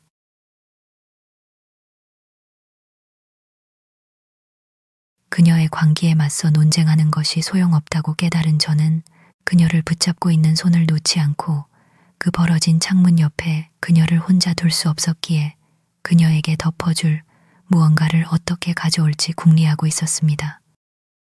그때 저를 놀라게 하는 소리가 들렸습니다. 문 손잡이가 흔들리는 소리였고 린튼 씨가 들어왔습니다. 그는 막 서재에서 나왔고 현관을 지나가다가 우리의 이야기 소리를 듣고 호기심이나 두려움에 이 늦은 시간에 무슨 일인지 확인하러 온 것이었습니다. 오, 나리. 저는 그가 눈앞의 광경과 방의 차가운 공기에 놀라 내뱉으려던 외마디 소리를 막으며 소리쳤습니다. 우리 불쌍한 부인이 아프셔서 저를 완전히 압도하고 계세요. 제가 전혀 감당할 수 없습니다. 제발 오셔서 부인을 설득하여 주무시게 해주세요. 부인은 자기 방식 외에는 어떤 식으로도 이끌기 어려우니 화를 푸세요. 캐서린이 아프다고 그가 우리에게 달려오며 말했습니다. 창문 닫아, 엘렌. 캐서린. 왜? 그는 말이 없었습니다. 린튼 부인의 수척한 모습이 그를 말문 막히게 했고 그는 오직 공포에 질린 놀라움으로 그녀에게서 저에게로 시선을 돌릴 수밖에 없었습니다. 여기서 불안해하고 계셨고 거의 아무것도 드시지 않았고 불평도 전혀 하지 않으셨어요. 제가 말을 이었습니다. 오늘 저녁까지는 저희 중 아무도 들어오지 못하게 하셔서 저희도 그녀의 상태를 알지 못해서 나리에게 알려드릴 수 없었습니다. 하지만 아무것도 아닙니다. 저는 제 설명이 어색하다는 것을 느꼈고 주인님은 얼굴을 찌푸렸습니다. 아무것도 아니라고, 엘렌딘.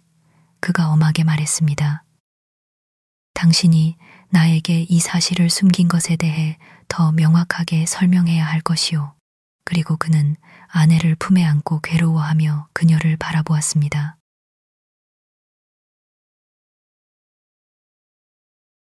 처음에 그녀는 그에게 알아보는 시선조차 주지 않았습니다.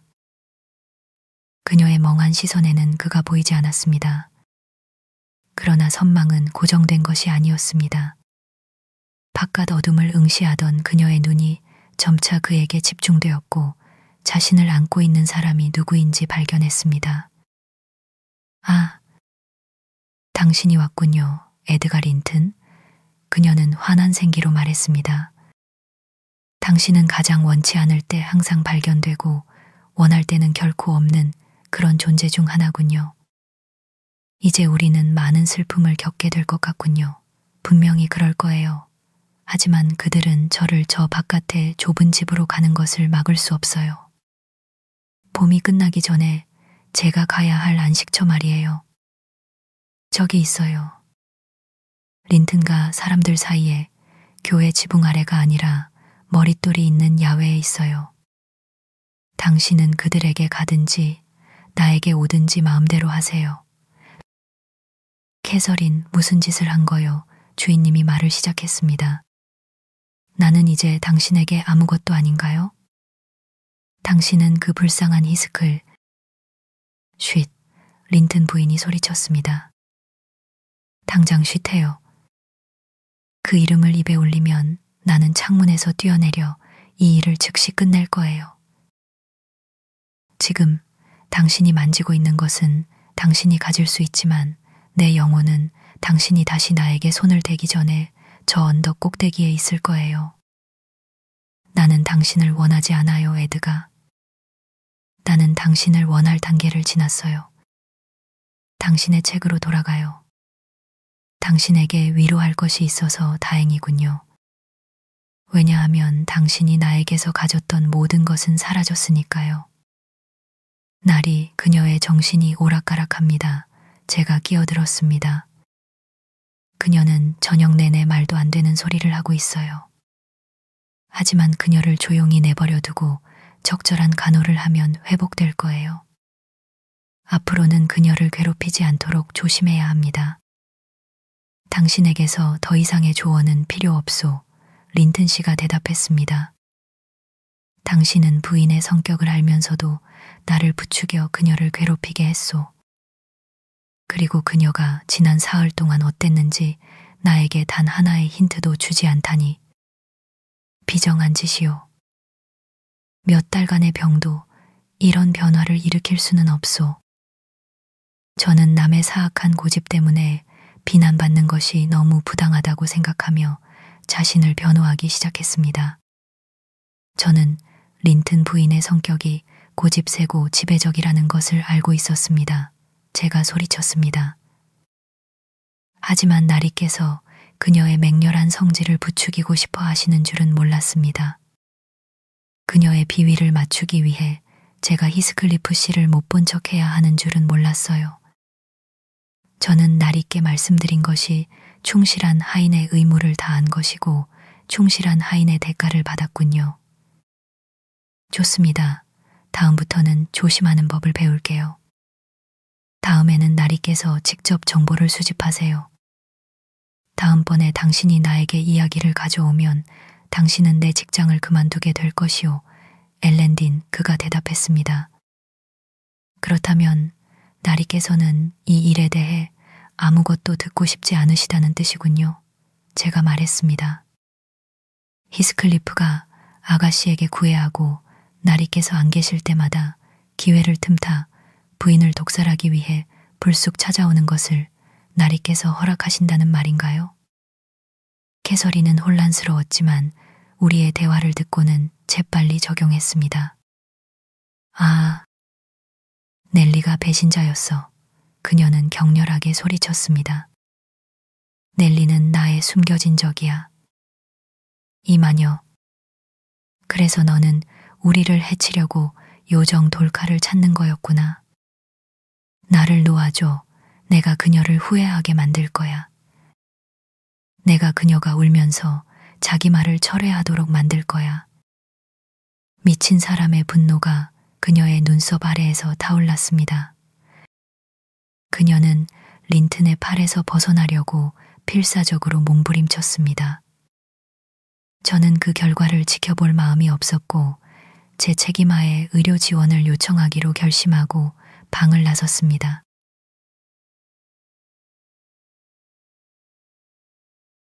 길로 나가기 위해 정원을 지나가다가 고삐거리가 벽에 박혀 있는 곳에서 저는 흰색 물체가 바람이 아닌 다른 힘에 의해 불규칙하게 움직이는 것을 보았습니다. 급한 와중에도 저는 그것을 조사하기 위해 멈췄습니다. 만약 그러지 않았다면 나중에 그것이 저 세상의 존재였다는 확신이 제 상상 속에 밝힐까봐 두려웠기 때문입니다. 시력보다는 촉각으로 확인했을 때 그것이 이사벨라 아가씨의 스페니얼 사냥개 페니가 손수건에 매달려 거의 죽어가고 있는 것을 발견하고 저는 크게 놀라고 당황했습니다. 저는 재빨리 그 동물을 풀어 정원으로 올려놓았습니다. 그녀가 잠자리에 들 때 개가 그녀를 따라 위층으로 올라가는 것을 보았는데 어떻게 그곳에 나갔는지 그리고 어떤 악의적인 사람이 개를 이렇게 다루었는지 궁금했습니다.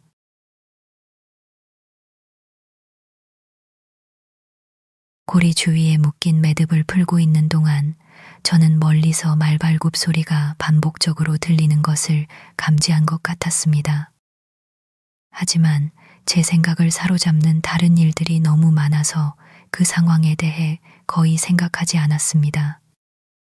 비록 새벽 2시에 그 장소에서 나는 소리로는 이상했지만 말입니다.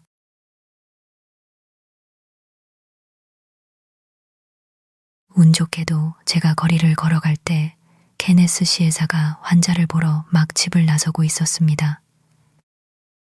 캐서린 린튼의 병에 대한 제 설명은 그가 즉시 저와 함께 돌아가도록 만들었습니다.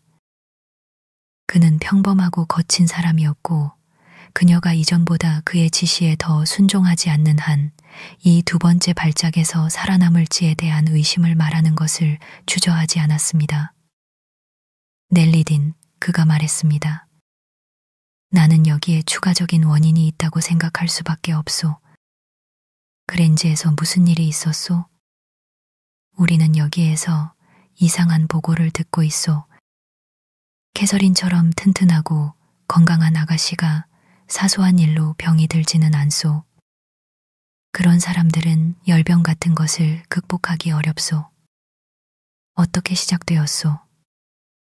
주인님께서 알려주실 겁니다. 제가 대답했습니다. 하지만 나리도 언쇼 가문의 격렬한 성격을 아실 겁니다. 린튼 부인은 그들 모두를 능가합니다. 이렇게 말씀드릴 수 있습니다.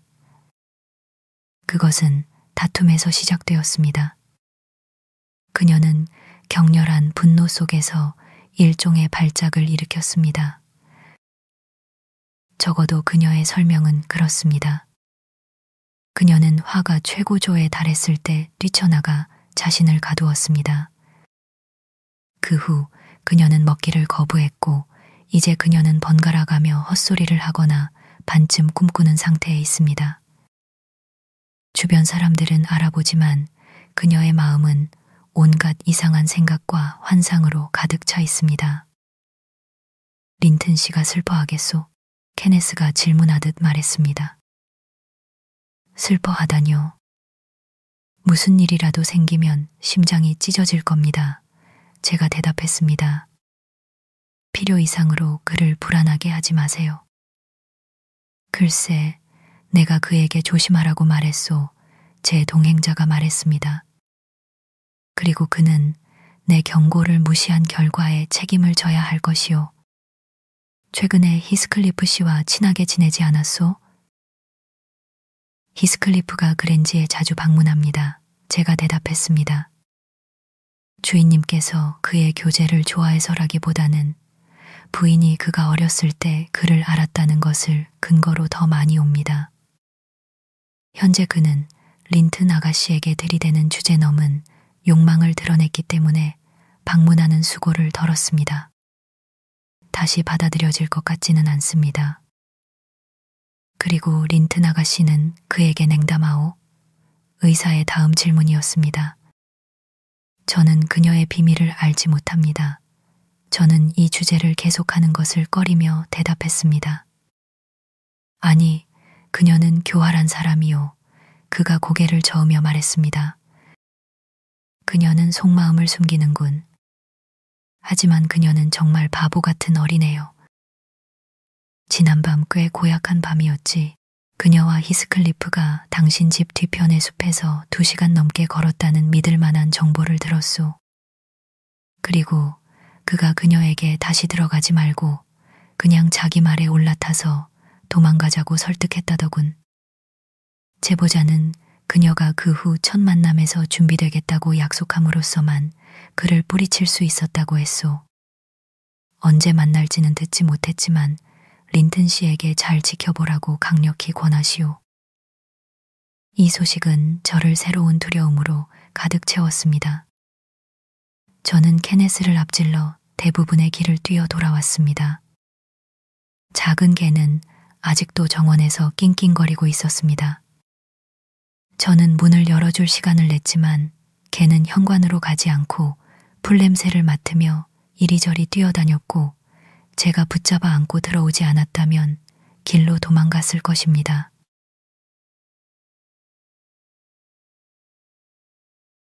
이사벨라의 방으로 올라가 보니 제 의심이 확인되었습니다. 방은 비어 있었습니다. 제가 몇 시간만 더 빨랐다면 린튼 부인의 병이 그녀의 경솔한 행동을 막을 수 있었을지도 모릅니다. 하지만 이제 무엇을 할 수 있을까요? 즉시 뒤쫓는다면 그들을 따라잡을 가능성이 아주 적게 있었습니다. 하지만 저는 그들을 뒤쫓을 수 없었고 가족을 깨워 집안을 혼란에 빠뜨릴 용기가 없었습니다. 특히나 주인님은 현재의 재앙에 완전히 몰두해 계셨고 2번째 슬픔을 감당할 여력이 없었기에 이 일을 주인님께 털어놓는 것은 더더욱 안 될 일이었습니다. 저는 침묵을 지키고 상황이 흘러가도록 내버려 두는 것 외에는 다른 도리가 없다고 보았습니다. 케네스가 도착했으므로 저는 어색한 표정으로 그를 안내하러 갔습니다.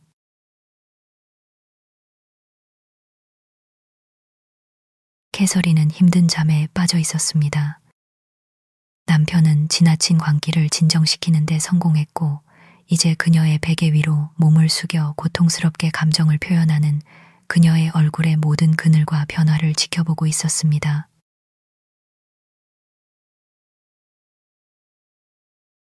의사는 스스로 상황을 검토한 후 우리가 그녀 주변에 완벽하고 지속적인 평온을 유지할 수 있다면 상태가 호전될 것이라고 그에게 희망적으로 말했습니다. 저에게는 그는 임박한 위험이 죽음보다는 영구적인 정신 이상이라고 말했습니다.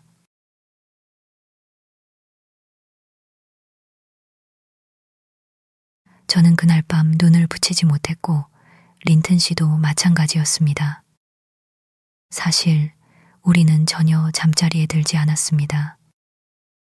그리고 하인들은 평소 시간보다 훨씬 일찍 모두 일어났고 조심스러운 발걸음으로 집안을 돌아다니며 일터에서 서로 마주칠 때 속삭였습니다. 이사벨라 아가씨를 제외하고는 모두 활동적이었습니다. 그리고 그들은 그녀가 얼마나 깊이 자는지 이야기하기 시작했습니다.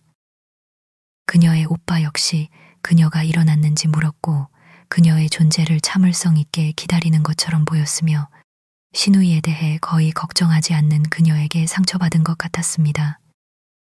저는 그가 저에게 그녀를 부르라고 보낼까봐 떨었지만 그녀의 도주를 제가 처음 알리는 고통은 면할 수 있었습니다.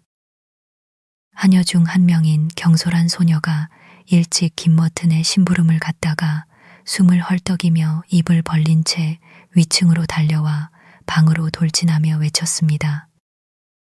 오, 맙소사. 다음에 무슨 일이 또 있어야 해? 주인님, 주인님, 우리 아가씨가. 조용히 해. 저는 그녀의 소란스러운 태도에 화가 나서 급히 소리쳤습니다. 더 작게 말해. 메리 무슨 일이야? 린튼 씨가 말했습니다.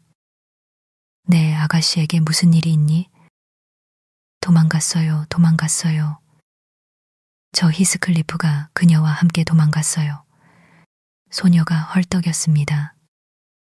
그건 사실이 아니야. 린튼이 동요하며 소리쳤습니다. 그럴 리가 없어. 그런 생각이 어떻게 내 머릿속에 들어갔니? 엘렌딘, 가서 그녀를 찾아봐. 믿을 수 없어. 그럴 리가 없어. 그는 말하면서 한여를 문으로 데려갔고 그런 주장을 하는 이유를 대라고 다시 요구했습니다. 왜냐하면 여기서 우유를 가져오는 아이를 길에서 만났는데 그녀가 더듬거리며 말했습니다. 그가 그랜지에 무슨 문제가 생긴 것 아니냐고 물었어요. 저는 부인님의 병 때문에 그런 줄 알고 그렇다고 대답했어요. 그러자 그가 말하길 누가 그들을 쫓아갔을까? 저는 쳐다봤어요. 그는 제가 아무것도 모른다는 것을 알았고 한 신사와 숙녀가 자정 직후에 김머튼에서 2마일 떨어진 대장간에 들러 말발굽을 박았다고 말해 주었어요. 그리고 대장장이 딸이 일어나서 그들이 누구인지 엿보았는데 그녀는 그들 둘 다 즉시 알아보았대요. 그리고 그녀는 그 남자 확실히 히스클리프였대요. 아무도 그를 착각할 수 없으니까 대금으로 아버지 손에 금화 한 잎을 쥐어주는 것을 보았대요. 숙녀는 얼굴에 망토를 두르고 있었는데 물 한 모금을 달라고 해서 마시는 동안 망토가 뒤로 젖혀져서 그녀를 아주 잘 보았대요. 그들이 말을 타고 갈 때 히스클리프가 2마리의 곱비를 모두 잡았고 그들은 마을에서 멀어지는 쪽으로 얼굴을 돌리고 거친 길이 허락하는 한 빠르게 갔대요. 그 딸은 아버지에게는 아무 말도 하지 않았지만 오늘 아침 김머튼 전체에 이 모든 것을 이야기했대요. 저는 형식적으로 이사벨라의 방을 살펴보러 달려갔고 돌아와서 하녀의 진술이 사실임을 확인했습니다. 린튼 씨는 침대 옆자리에 다시 앉아 있었습니다. 제가 다시 들어서자 그는 눈을 들어 제 멍한 표정의 의미를 읽고 아무런 명령이나 말도 없이 눈을 내리깔았습니다. 그녀를 따라잡아 데려올 조치를 취해야 할까요? 제가 물었습니다. 어떻게 해야 할까요? 그녀는 스스로 떠났소. 주인이 대답했습니다. 원하면 떠날 권리가 있소. 더 이상 그녀 때문에 나를 괴롭히지 마시오. 앞으로 그녀는 이름뿐인 내 누이일 뿐이오. 내가 그녀를 의절해서가 아니라 그녀가 나를 의절했기 때문이오. 그리고 그것이 그가 그 주제에 대해 한 말의 전부였습니다. 그는 더 이상 단 한 번의 질문도 하지 않았고 제가 그녀가 있는 곳을 알게 되면 그녀가 이 집에 두고 간 소지품을 새 집으로 보내라고 지시한 것 외에는 그녀를 어떤 식으로도 언급하지 않았습니다.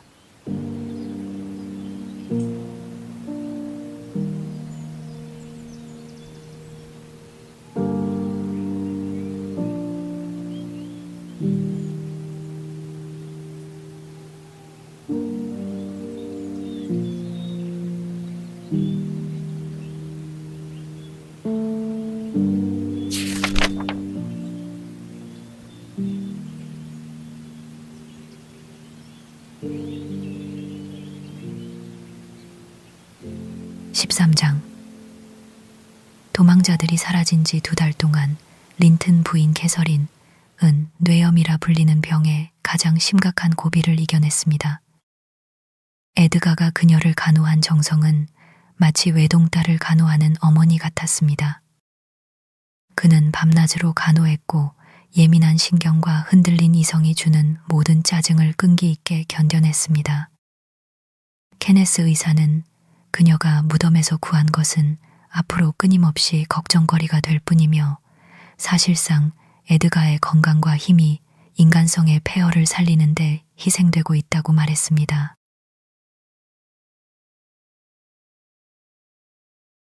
하지만 캐서린의 생명이 위험에서 벗어났다는 선언이 나오자 에드가는 한없는 감사와 기쁨을 느꼈습니다. 그는 시간마다 그녀 옆에 앉아 신체가 점차 회복되는 과정을 지켜보았고 그녀의 마음도 곧 제자리를 찾고 예전의 모습으로 완전히 돌아올 것이라는 희망적인 착각에 빠져들었습니다.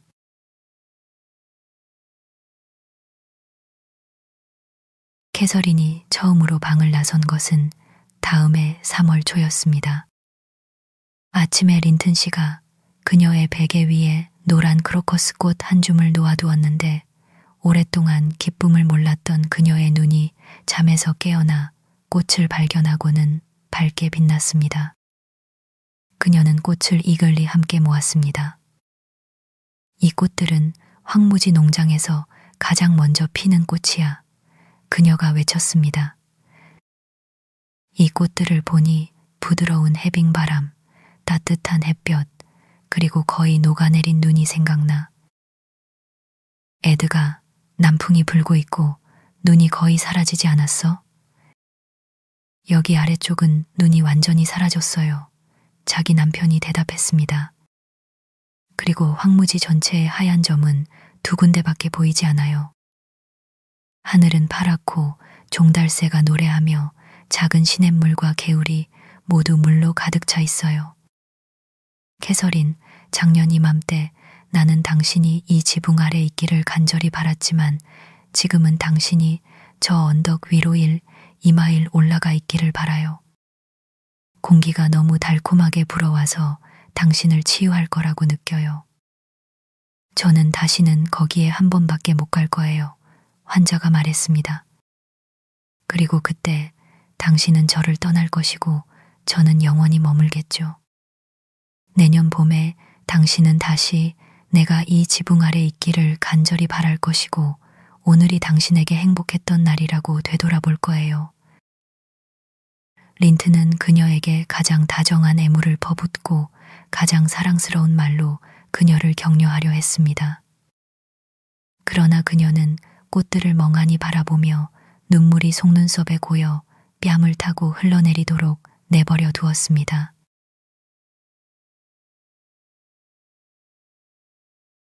우리는 그녀가 실제로 더 좋아졌다는 것을 알았고 한 곳에 오래 갇혀 있는 것이 이러한 우울함의 많은 부분을 만들어낸다고 판단하여 장소를 바꾸면 어느 정도 나아질 수 있다고 결정했습니다.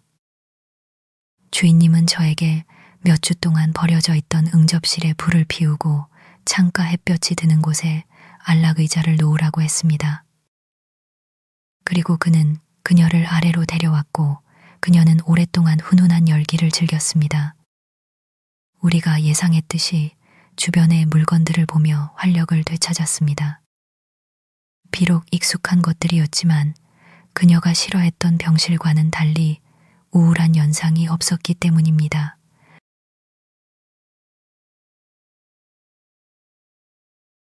저녁쯤에는 그녀가 매우 지쳐 보였지만 어떤 주장으로도 그녀를 그 방으로 돌아가도록 설득할 수 없었습니다. 결국 저는 다른 방을 준비할 때까지 응접실 소파를 그녀의 침대로 마련해야 했습니다. 계단을 오르내리는 피로를 덜기 위해 우리는 지금 당신이 누워있는 이 방 응접실과 같은 층에 있는을 꾸몄고 그녀는 곧 에드가의 팔에 기대어 이 방과 응접실 사이를 오갈 만큼 건강해졌습니다. 저는 그녀가 이렇게 간호받는다면 회복할 수 있을 거라고 생각했습니다. 그리고 회복을 바라는 데는 이중의 이유가 있었습니다. 그녀의 존재에 또 다른 존재의 삶이 달려 있었기 때문입니다. 우리는 곧 린튼 씨의 마음이 상속인의 탄생으로 기뻐지고 그의 땅이 낯선 사람의 소나기에서 안전하게 지켜질 것이라는 희망을 품고 있었습니다.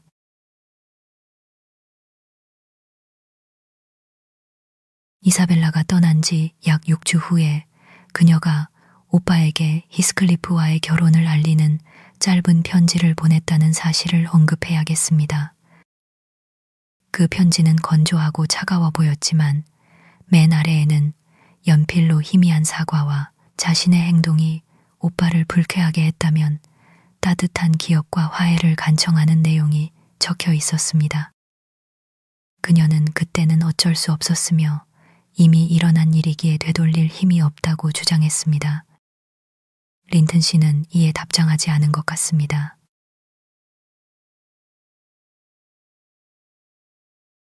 그리고 2주 후에 저는 긴 편지 한 통을 받았는데 신혼여행을 막 끝낸 신부의 글이라고 하기엔 이상하다고 생각했습니다. 저는 그 편지를 아직 가지고 있으니 읽어보겠습니다. 죽은 사람의 유품은 살아있을 때 소중히 여겨졌다면 모두 귀하니까요.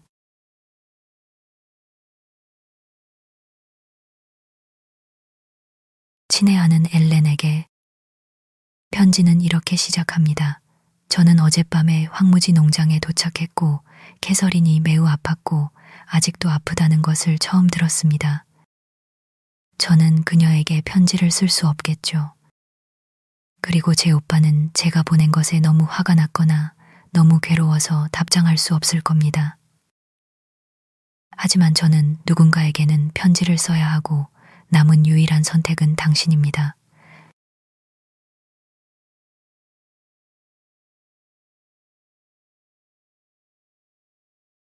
에드가에게 제가 그의 얼굴을 다시 볼 수 있다면 세상을 주겠다고 전해주세요.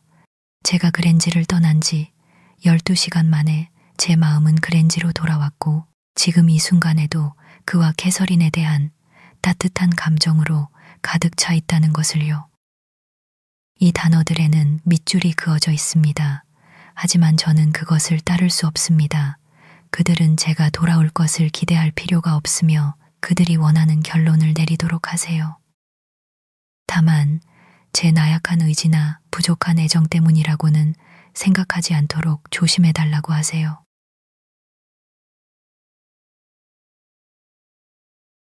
편지의 나머지는 오직 당신만을 위한 것입니다. 저는 당신에게 2가지 질문을 하고 싶습니다. 첫 번째는 당신은 이곳에 살면서 어떻게 인간 본성의 평범한 감정들을 유지할 수 있었나요? 저는 주변 사람들이 저와 공유하는 어떤 감정도 인식할 수 없습니다.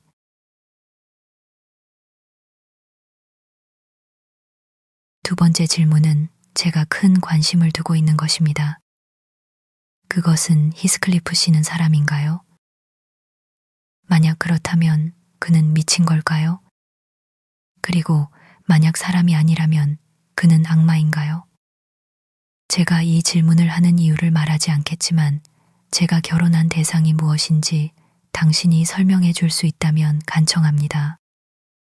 즉, 당신이 저를 찾아올 때 말입니다. 그리고 넬리, 당신은 아주 곧 저를 찾아와야 합니다. 편지 쓰지 말고 와서 에드가에게서 온 무언가를 가져와 주세요.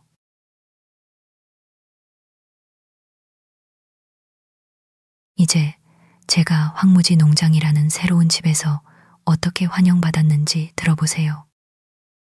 저는 외부의 편의 시설 부족과 같은 주제에 집착함으로써 스스로를 즐겁게 합니다. 그것들은 제가 그것들이 없다는 것을 느낄 때 외에는 제 생각을 차지하지 않습니다.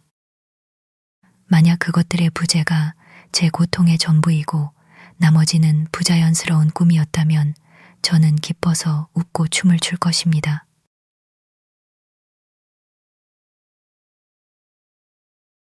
우리가 황무지로 접어들었을 때 해가 그랜지 뒤로 졌습니다. 그것으로 저는 6시라고 짐작했습니다. 그리고 제 동행자는 공원, 정원, 그리고 아마도 집 자체를 최대한 살펴보기 위해 30분 동안 멈춰 섰습니다. 그래서 우리가 농장에 돌이 깔린 마당에서 말에서 내렸을 때는 이미 어두웠고 당신의 옛 동료 하인 조셉이 촛불 불빛 아래에서 우리를 맞이하기 위해 나왔습니다. 그는 칭찬받아 마땅한 예의로 행동했습니다. 그의 첫 행동은 횃불을 제 얼굴 높이로 들어 올리고 악의적으로 곁눈질하며 아래 십수를 내밀고 돌아섰던 것입니다. 그러더니 그는 말 2마리를 잡고 마구간으로 끌고 갔습니다. 우리가 고대성에 사는 것처럼 밖의 문을 잠그기 위해 다시 나타났습니다.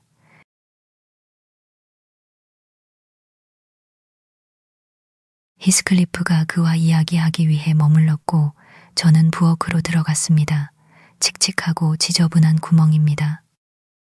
당신이 책임졌을 때와 너무 많이 바뀌어서 알아보지 못할 것 같습니다. 불 옆에는 거칠게 생긴 아이가 서 있었는데 팔다리는 튼튼했지만 옷은 더러웠고 눈과 입가에는 캐서린의 모습이 있었습니다. 이 아이는 에드가의 합법적인 조카야. 어찌 보면 나의 조카지. 나는 악수해야 하고 그래 나는 그에게 키스해야 해. 시작할 때 좋은 관계를 확립하는 것이 옳아 저는 생각했습니다. 저는 다가가서 그의 통통한 주먹을 잡으려 하며 말했습니다. 아가야, 잘 지내니?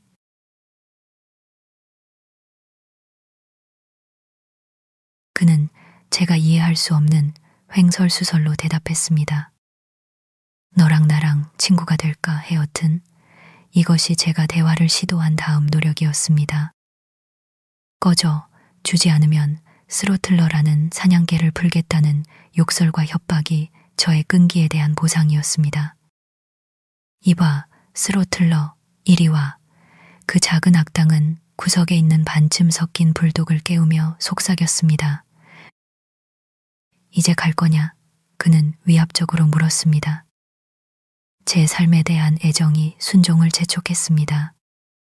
저는 다른 사람들이 들어올 때까지 기다리기 위해 문지방을 넘어섰습니다.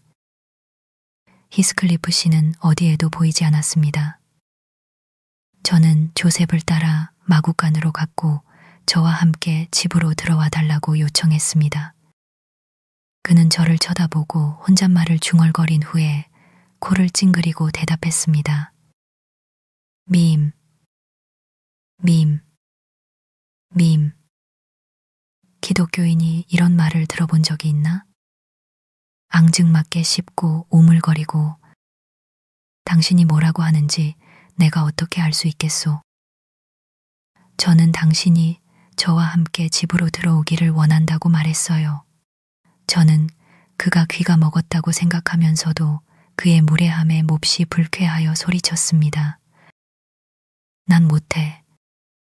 난 다른 할 일이 있소. 그는 대답했고 작업을 계속했습니다. 그러는 동안 그는 길쭉한 턱을 움직이며 저의 옷차림과 얼굴 옷차림은 너무 화려했지만 얼굴은 그가 원하는 만큼 슬펐을 거라고 확신합니다. 을 극도의 경멸로 살펴보았습니다. 저는 마당을 돌아서 작은 문을 통해 다른 문으로 갔고 좀 더 예의 바른 하인이 나타나기를 바라며 노크하는 무례를 범했습니다. 잠시 후 목도리를 하지 않고 매우 지저분한 차림의 키가 크고 깡마른 남자가 문을 열었습니다. 그의 얼굴은 어깨까지 늘어진 텁수룩한 머리카락에 가려져 있었고 그의 눈은 마치 모든 아름다움이 사라진 유령 같은 캐서린의 눈 같았습니다. 여기서 무슨 일이오? 그가 험상궂게 물었습니다. 당신은 누구요? 제 이름은 이사벨라 린튼이었습니다. 제가 대답했습니다. 전에 저를 보셨어요, 나리. 저는 최근에 히스클리프 씨와 결혼했고 그는 저를 여기로 데려왔습니다. 아마도 당신의 허락하에. 그가 돌아왔단 말이오? 그 은둔자가 굶주린 늑대처럼 노려보며 물었습니다. 예, 방금 왔어요. 제가 말했습니다. 하지만 그는 저를 부엌 문에 남겨두었고 제가 들어가려 했을 때 당신의 작은 아이가 불독의 도움으로 파수꾼 역할을 하며 저를 쫓아냈어요. 그 지옥 같은 악당이 약속을 지켰으니 다행이군. 제 미래의 주인이 으르렁거렸습니다. 그는 히스클리프를 발견할 기대감으로 제 너머의 어둠을 살피더니 악마가 자신을 속였다면 어떻게 했을지에 대한 욕설과 협박의 독백에 빠졌습니다. 저는 이 두 번째 입구를 시도한 것을 후회했고 그가 저주를 마치기 전에 살짝 도망가고 싶었습니다. 하지만 그 의도를 실행에 옮기기도 전에 그는 저에게 들어오라고 명령했고 문을 닫고 다시 잠갔습니다. 그 거대한 방에는 큰 불이 있었고 그것이 유일한 빛이었습니다. 바닥은 균일한 회색으로 변해 있었고 제가 소녀였을 때 시선을 끌었던 한때 반짝이던 백납 접시들은 때와 먼지로 인해 비슷한 어둠에 쌓여 있었습니다. 저는 한여를 불러서 침실로 안내받을 수 있는지 물었습니다. 언쇼 씨는 아무런 대답도 하지 않았습니다. 그는 주머니에 손을 넣고 방을 오가며 제 존재를 완전히 잊은 듯 했습니다. 그의 몰두가 너무 깊고 그의 전체적인 모습이 너무 염세적이어서 저는 다시 그를 방해하는 것이 두려웠습니다.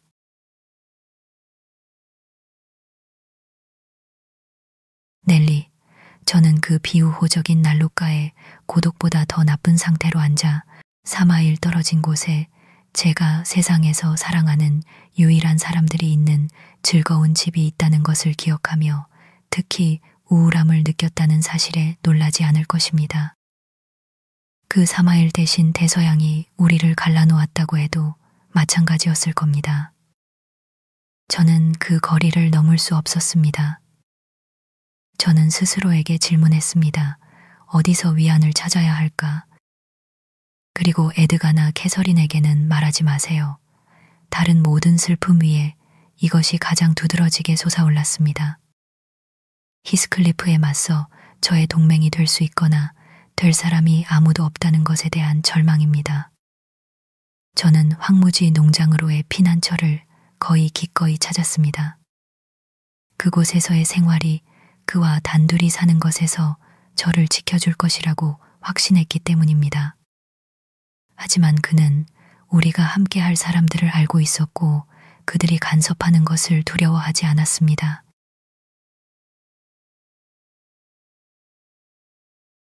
저는 슬픈 시간을 앉아서 생각했습니다. 시계가 8시, 9시를 쳤지만 제 동행자는 여전히 가슴에 머리를 숙인 채 앞뒤로 걸어 다녔고 이따금 신음이나 쓰라린 외침이 터져 나오는 것 외에는 완벽하게 침묵했습니다. 저는 집안에서 여자의 목소리를 감지하려고 귀 기울였고 그 공백을 걷잡을 수 없는 한숨과 울음소리로 채웠습니다. 저는 제가 얼마나 공개적으로 슬퍼하는지 깨닫지 못했는데 그때 언쇼가 그의 규칙적인 걸음을 멈추고 맞은편에 서서 새로 깨어난 놀라움으로 저를 빤히 쳐다봤습니다. 그의 되찾은 주의를 이용하여 저는 소리쳤습니다. 여행 때문에 지쳤어요. 자고 싶어요. 하녀는 어디 있나요? 그녀가 나에게 오지 않으니 나에게 그녀에게 가는 길을 알려주세요. 우리는 하녀가 없소. 그가 대답했습니다. 당신 스스로 시중을 들어야 하오. 그럼 어디서 자야 하나요? 저는 흐느꼈습니다. 저는 피로와 비참함에 짓눌려 자존심을 생각할 겨를이 없었습니다. 조셉이 히스클리프의 방을 보여줄 것이오. 그가 말했습니다. 저 문을 여시오. 그가 저 안에 있소. 저는 순종하려고 했지만 그가 갑자기 저를 붙잡고는 가장 이상한 어조로 덧붙였습니다. 자물쇠를 잠그고 빗장을 거는 것을 잊지 마시오. 절대 빼먹지 마시오. 알겠습니다. 제가 말했습니다. 하지만 왜죠, 언쇼 씨? 저는 히스클리프와 의도적으로 저를 가두는 것이 마음에 들지 않았습니다. 이것 보시오. 그는 조끼에서 총열에 양날의 스프링 칼이 달린 신기하게 만들어진 권총을 꺼내며 대답했습니다. 저것은 절망적인 사람에게는 큰 유혹이지 않소? 나는 매일 밤 이것을 들고 올라가 그의 문을 시험하는 것을 참을 수 없소. 한 번이라도 문이 열려 있는 것을 발견하면 그는 끝장난 것이오. 나는 바로 직전에 내가 자제해야 할 수백 가지 이유를 떠올렸을 때조차도 틀림없이 그렇게 하오. 그를 죽임으로써 내 자신의 계획을 방해하도록 나를 부추기는 어떤 악마가 있소. 당신은 사랑 때문에 가능한 한 오랫동안 그 악마와 싸우시오. 때가 오면 하늘의 모든 천사들도 그를 구원하지 못할 것이오. 저는 그 무기를 호기심 어린 눈으로 살펴보았습니다. 섬뜩한 생각이 떠올랐습니다. 저런 도구를 소유하면 제가 얼마나 강력해질까? 저는 그의 손에서 그것을 가져다가 칼날을 만져보았습니다. 그는 짧은 순간 동안 제 얼굴에 나타난 표정 그것은 공포가 아니라 탐욕이었습니다에 놀란 듯 보였습니다. 그는 질투심에 권총을 재빨리 되찾았고 칼을 접어 다시 숨겼습니다. 당신이 그에게 말하든 말든 상관없소. 그가 말했습니다.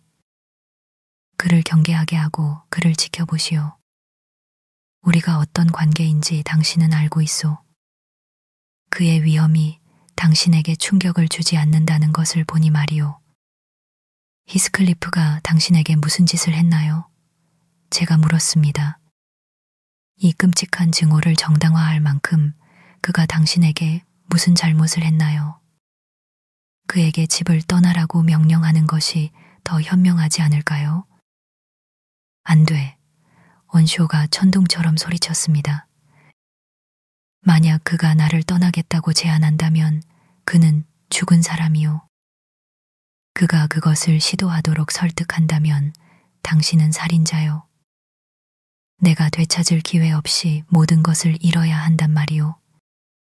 헤어튼이 거짓 신세가 되어야 한단 말이오. 오 맙소사. 나는 그것을 되찾을 것이요. 그리고 그의 금도 가질 것이요. 그리고 그의 피도. 그러면 지옥은 그 손님 히스클리프과 함께라면 이전보다 10배는 더 검게 될 것이요. 넬리, 당신은 저에게 당신의 옛 주인 인들리의 습관을 알려주었습니다. 그는 분명히 광기의 문턱에 있습니다. 적어도 지난밤에는 그랬습니다. 저는 그의 옆에 있는 것이 소름 끼쳤고 하인의 무례한 음울함이 비교적 쾌적하다고 생각했습니다. 그는 이제 다시 음울하게 걷기 시작했고 저는 빗장을 올리고 부엌으로 도망쳤습니다.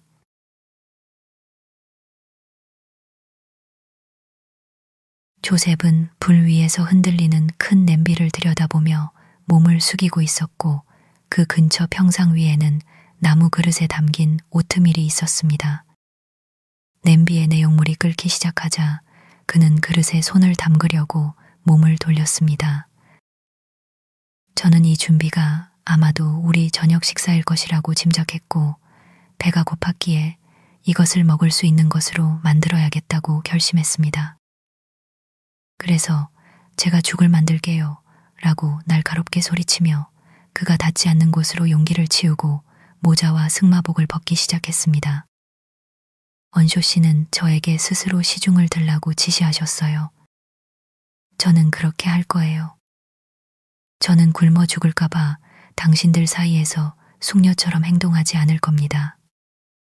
맙소사, 그는 앉아서 무릎부터 발목까지 줄무늬 스타킹을 쓸어내리며 중얼거렸습니다. 만약 새로운 명령이 내려진다면 겨우 두 주인에게 익숙해졌는데 내 머리 위에 여주인을 세워야 한다면 떠날 때가 된 것 같소. 나는 이 낡은 곳을 떠나는 나를 보게 될 거라고는 생각도 못했지만 이제 곧 다가온 것 같소. 이 한탄은 저에게 아무런 주의도 끌지 못했습니다. 저는 활기차게 일하기 시작했지만 한때 모든 것이 즐거운 재미였던 시절을 기억하며 한숨을 쉬었습니다. 하지만 그 기억을 재빨리 떨쳐내야 했습니다. 과거의 행복을 떠올리는 것은 저를 괴롭혔고 그 환영을 불러낼 위험이 클수록 저는 죽젓는 막대를 더 빨리 돌렸고 손으로 쥐는 가루는 물속으로 더 빨리 떨어졌습니다. 조셉은 제가 요리하는 방식에 점점 더 분개했습니다. 저것 보오. 그가 외쳤습니다. 헤어튼 너는 오늘 밤 죽을 먹지 못할 것이요. 내 주먹만 한 덩어리만 있을 것이요. 또 저것 보오. 내가 당신이라면 그릇째 던져버리겠소. 저런 묽은 것을 따라내시오. 그러면 끝이 날 것이요. 쿵, 쿵. 냄비 바닥이 뚫리지 않은 것이 은혜로군. 그것을 그릇에 따랐을 때 다소 거친 죽이었음을 인정합니다. 4개의 그릇이 준비되었고 1갤런짜리 새 우유 한 병이 유제품 보관실에서 가져와졌는데 헤어튼이 그것을 잡고 넓은 입구로 마시고 흘리기 시작했습니다. 저는 항의하며 그에게는 머그잔에 담아 마시라고 요구했습니다. 그렇게 더럽게 다뤄진 액체는 마실 수 없다고 단언했습니다. 그 늙은 냉소가는 이 까다로움에 몹시 화를 내기로 작정하고 저에게 반복해서 저놈이 저만큼 좋고 건강에 좋다고 확신시켜 주었고 제가 어떻게 그렇게 자만할 수 있는지 궁금해했습니다. 그러는 동안 그 어린 악당은 계속 빨아마셨고 주전자에 침을 흘리면서 저를 향해 반항적으로 노려보았습니다. 저는 다른 방에서 저녁을 먹어야겠습니다. 제가 말했습니다. 당신들이 응접실이라고 부르는 곳이 없나요? 응접실. 그는 비웃듯이 되풀이했습니다. 응접실. 아니, 우리에게는 응접실 같은 건 없소. 만약 당신이 우리 회사가 싫다면 주인님이 계신 곳이 있고 주인님이 싫다면 우리가 있소. 그럼 위층으로 가겠습니다. 제가 대답했습니다. 방 하나를 보여주세요. 저는 제 그릇을 쟁반에 올려놓고 직접 우유를 더 가져왔습니다. 툴툴거리며 그 녀석은 일어나서 제가 올라가는 것을 앞섰습니다. 우리는 다락방으로 올라갔습니다. 그는 지나가는 방들을 보기 위해 문을 이따금 열었습니다. 여기가 방이오. 그가 마침내 경첩에 달린 삐걱거리는 널빤지를 뒤로 젖히며 말했습니다. 여기서 죽을 조금 먹기에는 충분히 좋소. 저 구석에 곡물자루가 한 무더기 있는데 꽤 깨끗하오. 당신의 멋진 비단옷이 더러워질까 두렵다면 그 위에 손수건을 펼치시오. 그 방은 엿기름과 곡물 냄새가 강하게 나는 일종의 잡동사니 창고였고 그 물건들이 쌓여 있어 가운데 넓고 텅 빈 공간이 남아 있었습니다. 이봐요, 이 아저씨야. 저는 그를 환한 얼굴로 마주하며 외쳤습니다. 여기는 잠자는 곳이 아니잖아요. 저는 제 침실을 보고 싶어요. 침실. 그가 조롱하는 듯한 어조로 되풀이했습니다. 당신이 볼 수 있는 침실은 모두 봤소. 저것이 내 방이오.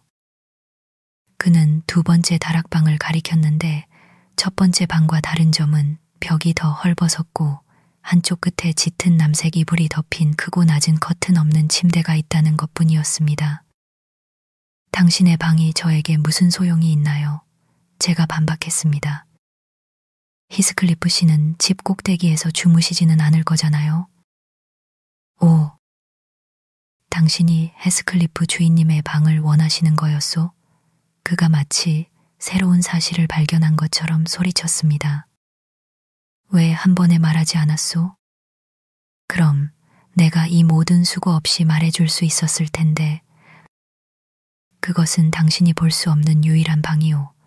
그는 항상 잠가두고 아무도 그 방에 간섭하지 않소. 조셉, 당신은 좋은 집을 가졌고 저는 참지 못하고 말했습니다. 쾌적한 동거인들을 가졌군요.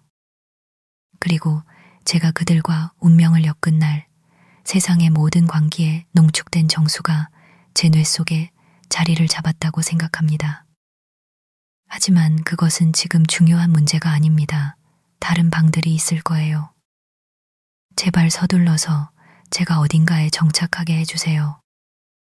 그는 이 간청에 대답하지 않았고 그저 묵묵히 나무 계단을 내려가더니 그가 멈춘 곳과 가구의 뛰어난 품질로 보아 가장 좋은 방일 것이라고 짐작되는 방 앞에 섰습니다. 카펫이 깔려 있었는데 좋은 것이었지만 패턴이 먼지로 지워져 있었습니다. 벽난로는 조각 종이로 덮여 있었는데 조각조각 떨어지고 있었습니다. 넉넉한 진홍색 커튼이 달린 멋진 떡갈나무 침대틀이 있었는데 꽤 비싼 재료와 현대적인 제작 방식이었지만 분명히 거친 사용을 겪은 듯 했습니다. 밸런스 커튼 위에 늘어진 장식은 링에서 뜯겨져 축제 장식처럼 늘어져 있었고 그것을 지탱하는 철 막대는 한쪽이 활 모양으로 휘어져서 커튼이 바닥에 끌리고 있었습니다. 의자들도 손상되었는데 많은 것들이 심하게 손상되었고 벽 패널에는 깊은 자국들이 있었습니다.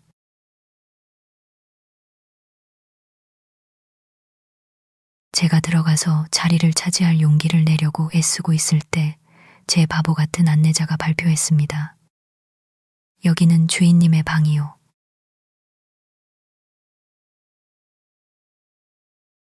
이때쯤 제 저녁은 식었고 식욕은 사라졌으며 인내심은 바닥났습니다. 저는 즉시 피난처와 쉴 곳을 제공해달라고 고집했습니다. 대체 어디로 가려고 하오? 그 종교적인 노인이 말을 시작했습니다. 하나님께서 우리를 축복하시길. 하나님께서 우리를 용서하시길. 당신은 대체 어디로 가려고 하오? 이 망가진 지겨운 쓸모없는 거사. 당신은 헤어튼의 작은 방 외에는 모두 봤소. 이 집에는 누울 다른 구멍이 없소. 저는 너무 화가 나서 쟁반과 그 내용물을 바닥에 던져버렸고 계단 머리에 앉아 얼굴을 두 손에 파묻고 울었습니다. 에크, 에크, 조셉이 외쳤습니다. 잘했소, 캐시 아가씨. 잘했소, 캐시 아가씨.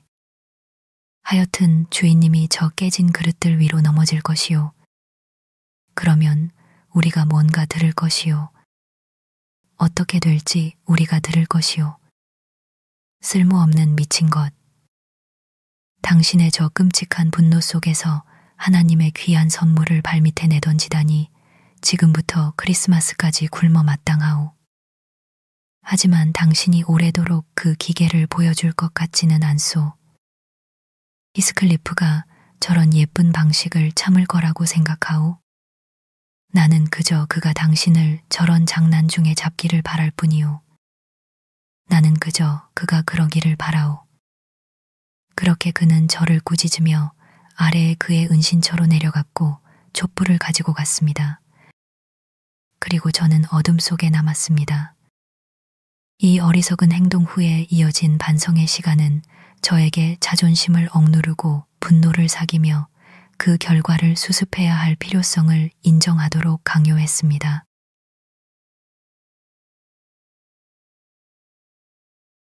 뜻밖의 도움이 곧 나타났는데 스로틀러의 모습이었습니다. 저는 이제 이 개가 우리의 옛 사냥개 스컬커의 아들임을 알아봤습니다. 그것은 그랜지에서 어린 시절을 보냈고 제 아버지에 의해 힌들리 씨에게 주어졌습니다. 저는 개가 저를 알아본 것 같습니다. 그것은 인사 대신 코를 제 코에 갖다 댔고 그러더니 서둘러 죽을 먹어 치웠습니다. 저는 한 계단씩 더듬거리며 깨진 도자기를 모으고 손수건으로 난간의 우유 자국을 닦았습니다. 우리의 작업이 거의 끝나갈 무렵 저는 복도에서 언쇼의 발소리를 들었습니다. 제 조수는 꼬리를 숨기고 벽에 바짝 붙었습니다. 저는 가장 가까운 출입구로 살금살금 들어갔습니다. 개는 그를 피하려는 노력이 실패했습니다. 계단 아래로 쿵쾅거리는 소리와 길고 애처로운 낑낑거림으로 짐작했습니다. 저는 운이 좋았습니다. 그는 지나가서 자신의 방으로 들어갔고 문을 닫았습니다.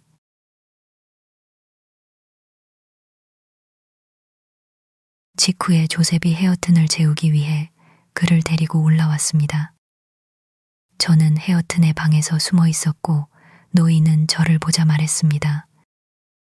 이제 이 집에는 당신과 당신의 자존심을 위한 방이 둘 다 있을 것이요. 텅 비었으니 당신 혼자 가질 수 있소. 그리고 그런 나쁜 무리 속에는 항상 세 번째 손님 하나님 또는 악마이 있겠지요.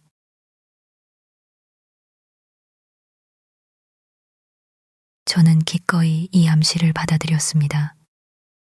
그리고 난로 옆 의자에 몸을 던지자마자 저는 졸았고 잠들었습니다. 제 잠은 깊고 달콤했지만 너무 빨리 끝났습니다. 히스클리프 씨가 저를 깨웠습니다. 그는 방금 들어와서 그의 애정 어린 방식으로 제가 거기서 무엇을 하고 있느냐고 물었습니다.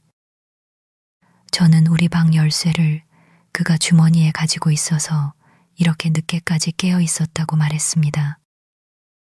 우리라는 형용사가 치명적인 모욕을 주었습니다. 그는 그 방이 제 방이 아니며 앞으로도 결코 아닐 것이라고 맹세했습니다. 그리고 그는 하지만 저는 그의 말을 반복하지 않겠고 그의 평소 행동을 묘사하지도 않겠습니다.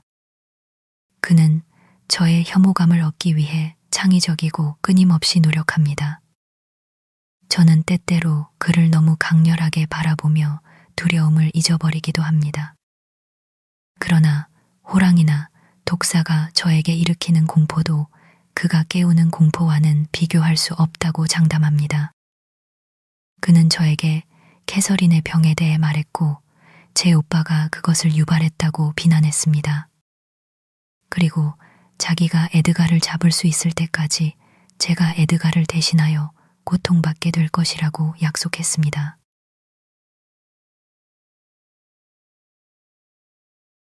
저는 그를 정말 미워합니다. 저는 비참합니다. 저는 바보였습니다. 이 말에 단 한 숨결이라도 그랜지의 누구에게도 발설하지 않도록 조심하세요. 저는 매일 당신을 기다릴 것입니다. 저를 실망시키지 마세요. 이사벨라 울림. 이렇게 편지는 끝이 났습니다.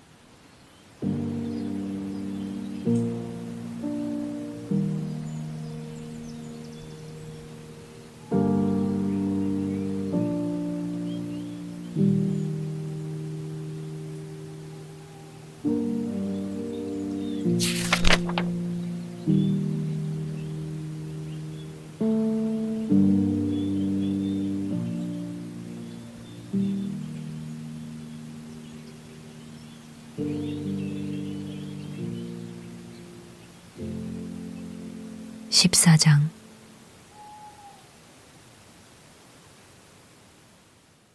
저는 이 편지 이사벨라의 편지를 읽자마자 주인님께 가서 여동생이 황무지 농장에 도착했으며 부인 캐서린의 상태에 대한 슬픔과 그를 간절히 보고 싶어 한다는 편지를 보냈다고 전했습니다. 그리고 저를 통해 가능한 한 빨리 용서의 표시를 보내주기를 바란다고 했습니다. 용서라니, 린튼 씨가 말했습니다. 넬리, 나는 그녀를 용서할 것이 아무것도 없소.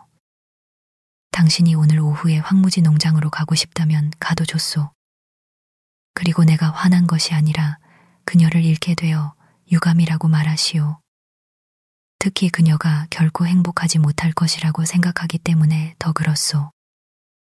하지만 내가 그녀를 보러 가는 것은 불가능하오. 우리는 영원히 갈라졌소.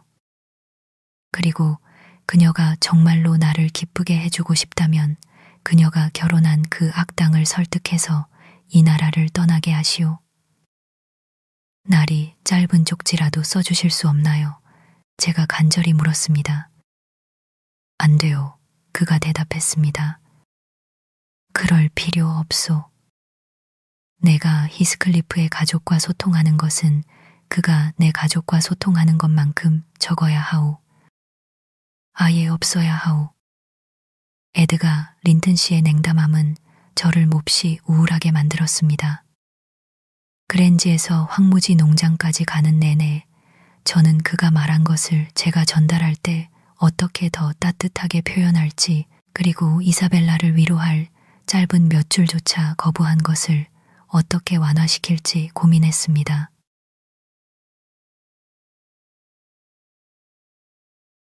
이사벨라는 아침부터 저를 기다리고 있었을 것 같습니다. 제가 정원길을 올라갈 때 그녀가 창문을 통해 보고 있는 것을 보았고 저는 그녀에게 고개를 끄덕였습니다. 하지만 그녀는 관찰되는 것이 두려운 듯 뒤로 물러났습니다.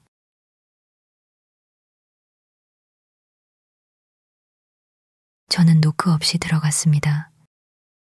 이전에 활기찼던 집이 이렇게 황량하고 우울한 모습을 보이는 것은 처음이었습니다. 저는 솔직히 만약 제가 그 젊은 아가씨의 입장이었다면 최소한 난로를 쓸고 테이블을 걸레로 닦았을 것이라고 인정해야 했습니다. 하지만 그녀는 이미 그녀를 둘러싼 방치된 분위기의 일부가 되어 있었습니다. 그녀의 예쁜 얼굴은 창백하고 무기력했으며 머리카락은 풀려 있었고 일부는 축 늘어져 있었고 일부는 무심하게 머리 주위에 꼬여 있었습니다. 아마도 그녀는 어제 저녁부터 옷을 갈아입지 않았을 것입니다. 힌들리는 거기에 없었습니다. 히스클리프 씨는 테이블에 앉아 수첩 속의 종이 몇 장을 뒤적이고 있었습니다. 하지만 제가 나타나자 그는 일어났고 아주 친절하게 안부를 물으며 의자를 권했습니다.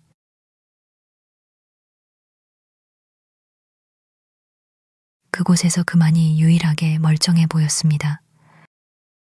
그리고 저는 그가 이보다 더 멋져 보인 적이 없다고 생각했습니다. 상황이 너무 많이 바뀌어서 낯선 사람이 그를 본다면 타고난 신사로 그의 아내를 완벽한 작은 지저분한 여자로 여겼을 것입니다. 그녀는 저를 맞이하기 위해 간절히 앞으로 나왔고 예상했던 편지를 받기 위해 한 손을 내밀었습니다. 저는 고개를 저었습니다. 그녀는 그 힌트를 이해하지 못하고 제가 모자를 놓으러 간 찬장까지 저를 따라와서 제가 가져온 것을 당장 달라고 속삭이며 졸랐습니다. 히스클리프는 그녀의 행동의 의미를 짐작하고 말했습니다.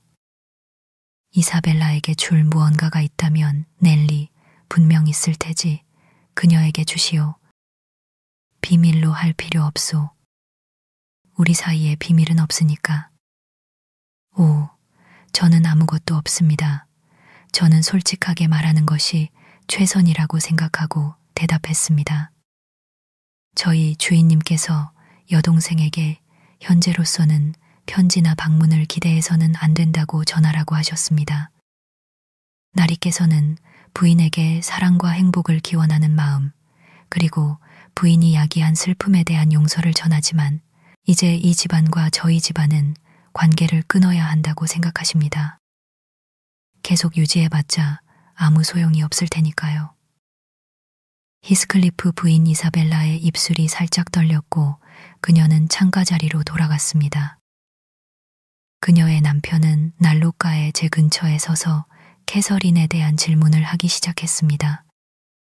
저는 그녀의 병에 대해 적절하다고 생각하는 만큼만 말했지만 그는 신문을 통해 병의 원인과 관련된 대부분의 사실을 저에게서 억지로 알아냈습니다.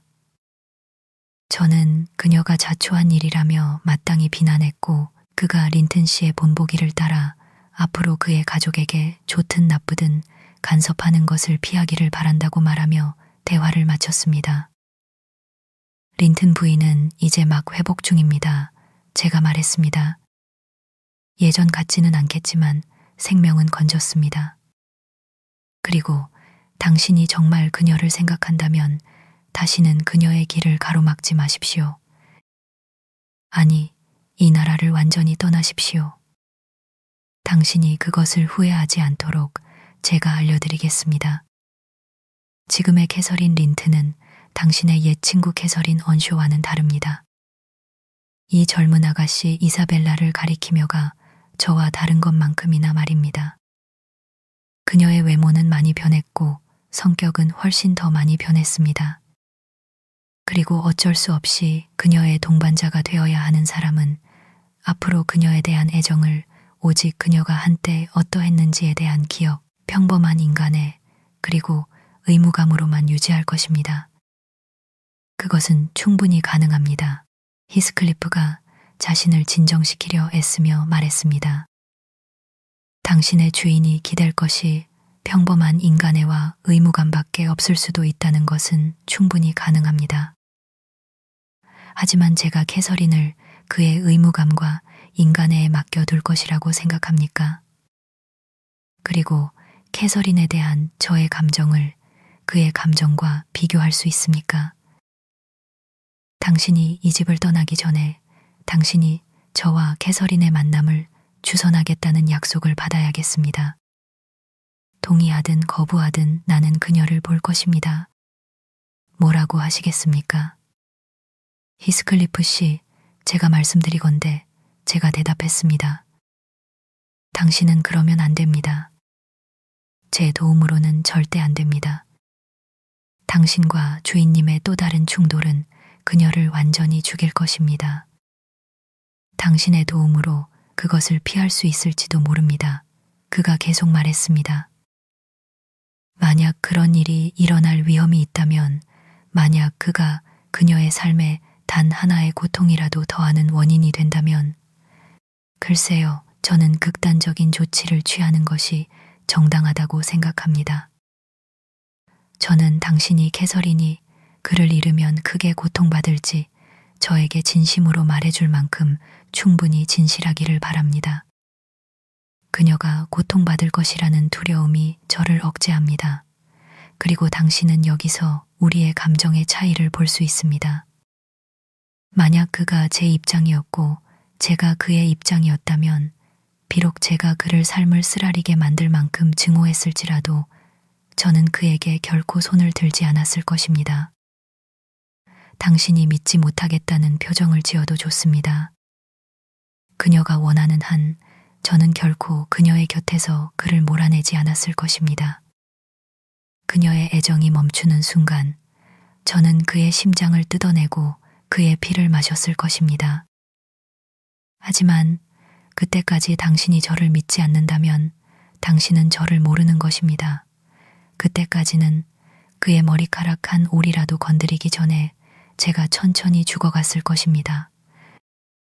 그럼에도 불구하고 제가 끼어들었습니다. 당신은 그녀가 거의 당신을 잊었을 지금 자신을 그녀의 기억 속으로 밀어넣고 그녀를 새로운 불화와 고통 속에 휘말리게 함으로써 그녀의 완벽한 회복에 대한 모든 희망을 완전히 망치는데 거리낌이 없으시군요. 당신은 그녀가 저를 거의 잊었다고 생각합니까? 그가 말했습니다. 오, 넬리. 당신은 그녀가 그러지 않았다는 것을 알잖소. 당신은 내가 아는 것만큼이나 그녀가 린튼에게 쓰는 생각 하나하나에 저에게는 1000배를 쓴다는 것을 알고 있잖소. 제 삶의 가장 비참한 시기에 저는 그런 생각을 한 적이 있습니다. 지난 여름 동네로 돌아왔을 때 그 생각이 저를 괴롭혔죠. 하지만 오직 그녀, 자신의 확신만이 제가 그 끔찍한 생각을 다시 인정하도록 만들 수 있었을 것입니다.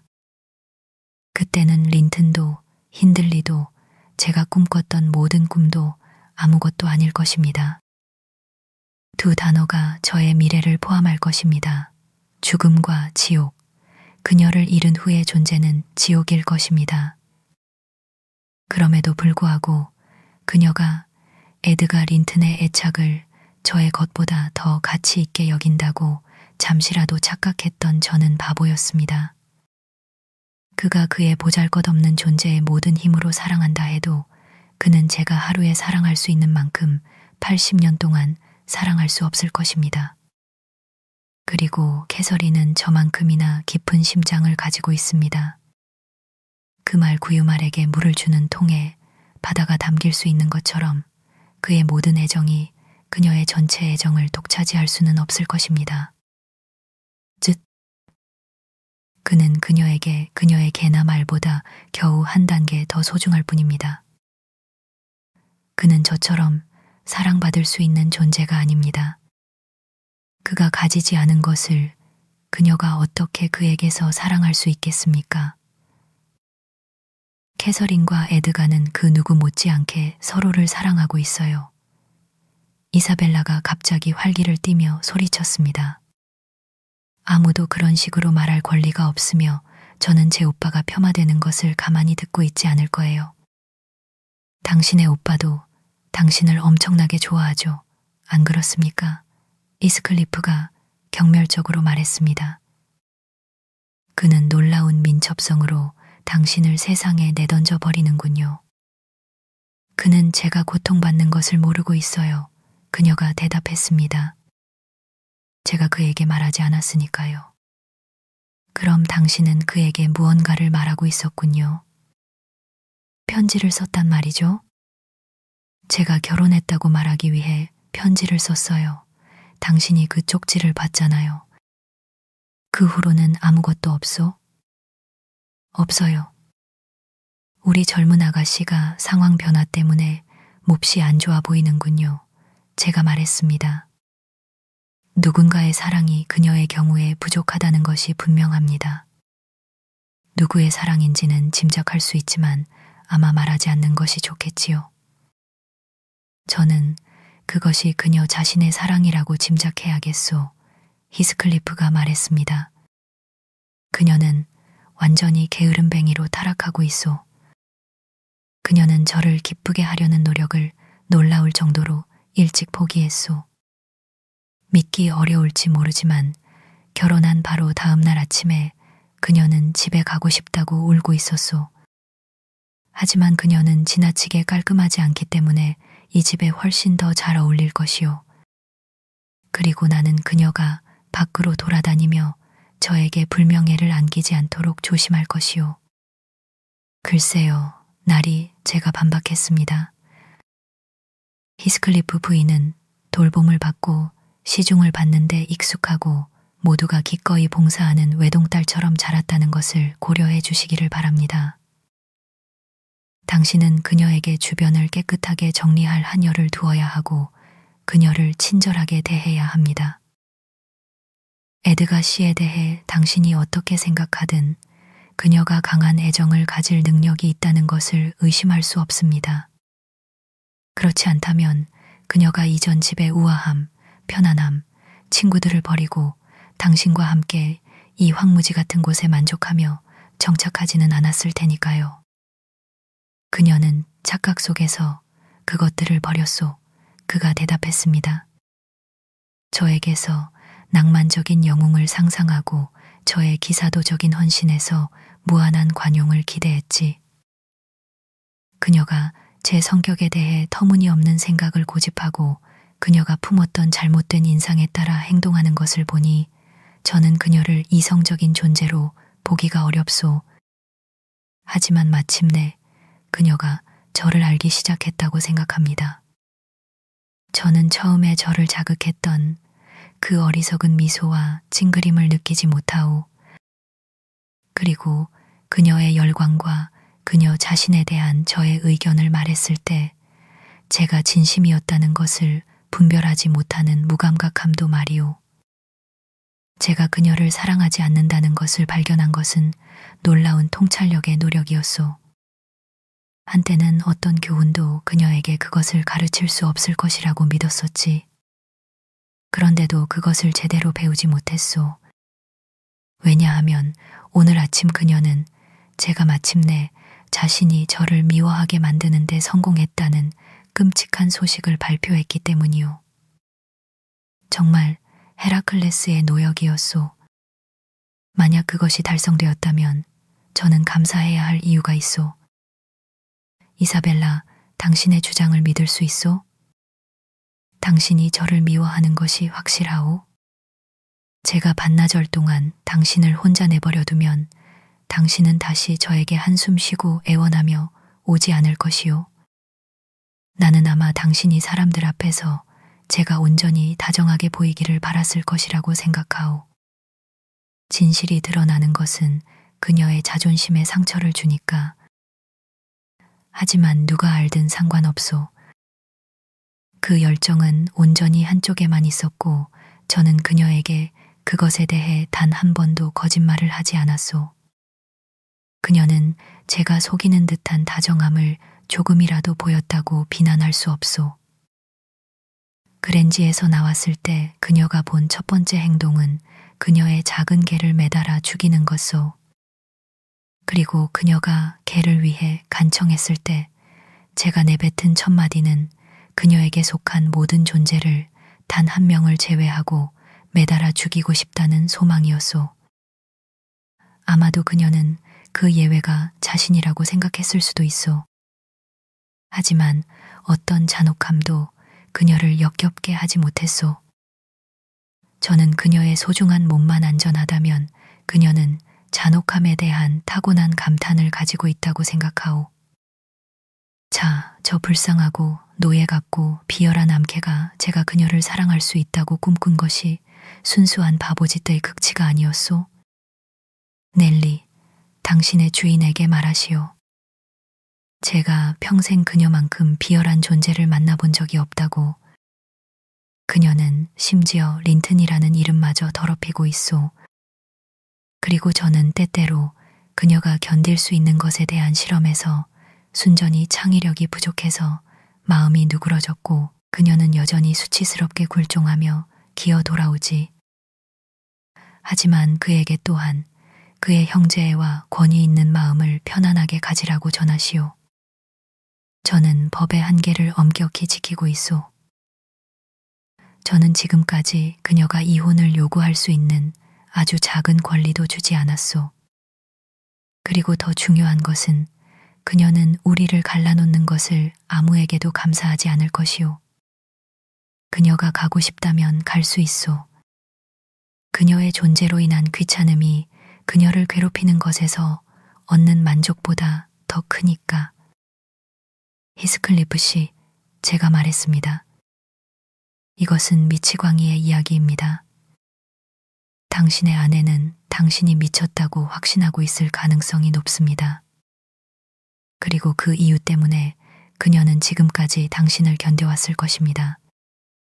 하지만 이제 당신이 그녀가 가도 좋다고 말했으니 그녀는 의심할 여지 없이 그 허락을 이용할 것입니다. 부인, 당신은 그와 자발적으로 남아있을 만큼 그렇게 홀린 것은 아니시겠죠? 조심해, 엘렌. 이사벨라가 분노로 눈을 번뜩이며 대답했습니다. 그녀의 표정으로 미루어 볼 때 그녀의 남편이 자신을 미움받게 만들려는 노력이 완전히 성공했다는 것을 의심할 여지가 없었습니다. 그가 하는 말은 단 한마디도 믿지 마. 그는 거짓말쟁이 악마야. 괴물이지 인간이 아니야. 저는 전에 그를 떠날 수 있다는 말을 들었고 시도했지만 다시는 감히 반복할 수 없어. 넬리, 다만 약속해줘.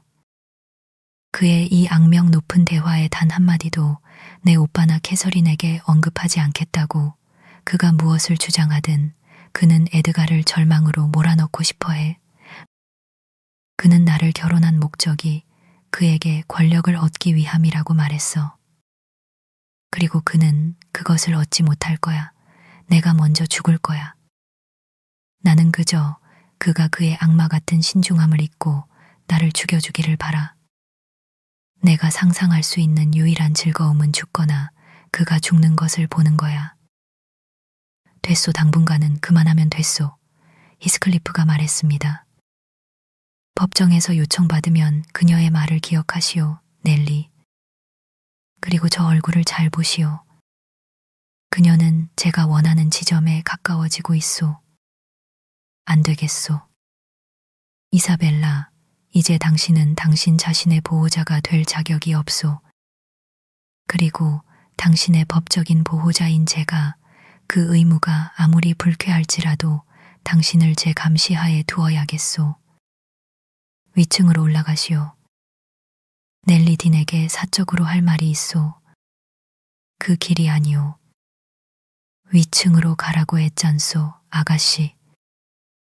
그는 그녀를 붙잡아 방 밖으로 밀어냈고 중얼거리며 돌아왔습니다. 저는 연민이 없소. 저는 연민이 없어. 벌레들이 더 많이 꿈틀거릴수록 저는 그들의 내장을 부숴버리고 싶은 열망이 더 커지요. 그것은 도덕적인 이하리요. 고통이 증가하는 만큼 저는 더 큰 힘으로 갈아대고 있소. 당신은 연민이라는 단어가 무슨 뜻인지 아나요? 제가 모자를 다시 쓰기 위해 서두르며 말했습니다. 평생 동안 한 번이라도 느껴본 적이 있습니까? 그것을 내려놓으시오. 그가 제가 떠나려는 의도를 알아채고 말을 가로막았습니다. 당신은 아직 가지 않을 것이오. 이리 오시오, 넬리. 저는 당신을 설득하거나 강요하여 캐서린을 만나려는 저의 결심을 지체 없이 이행하도록 도와야겠소. 저는 해를 끼칠 의도가 없다고 맹세합니다. 저는 어떤 소란도 일으키거나 린튼 씨를 격분시키거나 모욕할 생각도 없소. 저는 그저 그녀에게서 그녀의 안부와 왜 아팠는지 직접 듣고 싶고 제가 할 수 있는 일이 그녀에게 도움이 될지 묻고 싶을 뿐이오. 지난밤 저는 그랜지 정원에 6시간 동안 있었고 오늘 밤에도 다시 돌아갈 것이오. 그리고 저는 들어갈 기회를 찾을 때까지 밤마다 그곳을 배회하고 매일 찾아갈 것이오. 만약 에드가 린튼이 저를 만난다면 저는 망설이지 않고 그를 때려 눕히고 제가 머무는 동안 그가 조용히 있도록 충분한 조치를 취할 것이오. 만약 그의 하인들이 저를 막는다면 이 권총들로 그들을 위협하여 쫓아낼 것이오. 하지만 그들과 그들의 주인과 제가 접촉하는 것을 막는 것이 더 낫지 않겠소? 그리고 당신은 그것을 아주 쉽게 할 수 있소. 제가 올 때 당신에게 경고할 것이고 그러면 그녀가 혼자 있을 때 당신은 저를 몰래 들여보내고 제가 떠날 때까지 지켜볼 수 있소. 당신의 양심은 아주 편안할 것이요. 당신은 해를 막는 것이니까. 저는 고용주의 집에서 그런 배신적인 역할을 하는 것에 반대했습니다. 게다가 저는 그의 만족을 위해 린튼 부인의 평온을 파괴하는 것이 얼마나 잔인하고 이기적인지 주장했습니다. 가장 평범한 일도 그녀를 고통스럽게 놀라게 합니다. 제가 말했습니다. 그녀는 온통 신경 덩어리이고 저는 그녀가 그 놀라움을 견딜 수 없을 것이라고 확신합니다. 고집부리지 마십시오, 나리.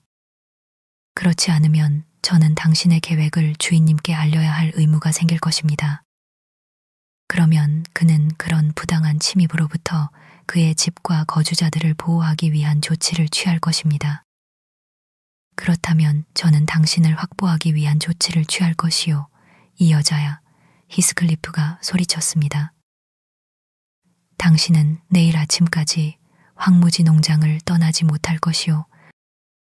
캐서린이 저를 보는 것을 견딜 수 없을 것이라고 주장하는 것은 어리석은 이야기요. 그리고 그녀를 놀라게 하는 것에 대해서는 저는 그것을 원하지 않소. 당신이 그녀를 준비시켜야 하오. 제가 와도 되는지 그녀에게 물어보시오. 당신은 그녀가 제 이름을 언급하지 않고 저도 그녀에게 언급되지 않는다고 말했소. 제가 집안에서 금지된 화제라면 그녀가 누구에게 저를 언급하겠소? 그녀는 당신들 모두가 그녀의 남편을 위한 스파이라고 생각하고 있소. 오, 저는 그녀가 당신들 사이에서 지옥에 있다고 확신합니다. 저는 그녀의 침묵만으로도 그녀가 느끼는 것을 짐작합니다. 당신은 그녀가 자주 불안해하고 초조해 보인다고 말했소. 그것이 평온의 증거입니까? 당신은 그녀의 마음이 불안정하다고 말합니다. 그녀의 끔찍한 고립 속에서 어떻게 그렇지 않을 수 있겠소? 그리고 그 싱겁고 보잘것없는 생물이 의무감과 인간애로 그녀를 간호하고 있다니. 연민과 자선으로. 그가 화분에 참나무를 심고 그것이 잘 자라기를 기대하는 것처럼 그의 얕은 보살핌 속에서 그녀를 활력 있게 회복시킬 수 있다고 상상하는 것은 마찬가지요. 당장 결정합시다. 당신은 여기에 머물 것이고 저는 린튼과 그의 하인들을 넘어 캐서린에게 제 길을 쌓아 나아가야 합니까? 아니면 당신은 지금까지 그랬듯이 저의 친구가 되어 제가 요청하는 것을 할 것입니까? 결정하시오. 당신이 계속 그 고집스러운 심술을 부린다면 제가 1분 더 지체할 이유가 없으니까. 글쎄요, 로구드 씨.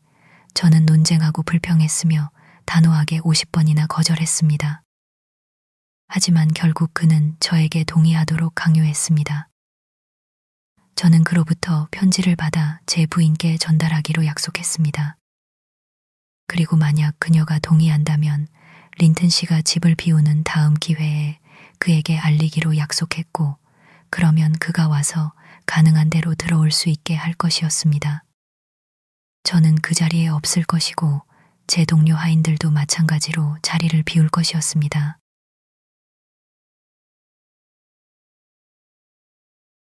이것이 옳았을까요? 틀렸을까요? 저는 편리했지만 틀렸다고 생각합니다.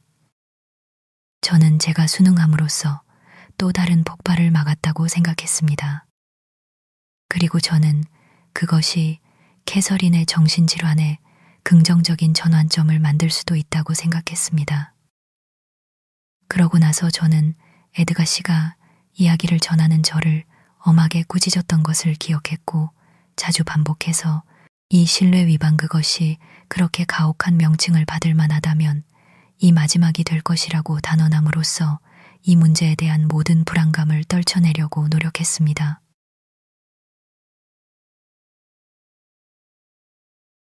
그럼에도 불구하고 집으로 돌아오는 길은 갈 때보다 더 슬펐습니다. 그리고 저는 그 편지를 린튼 부인의 손에 건네기까지 많은 망설임을 가졌습니다.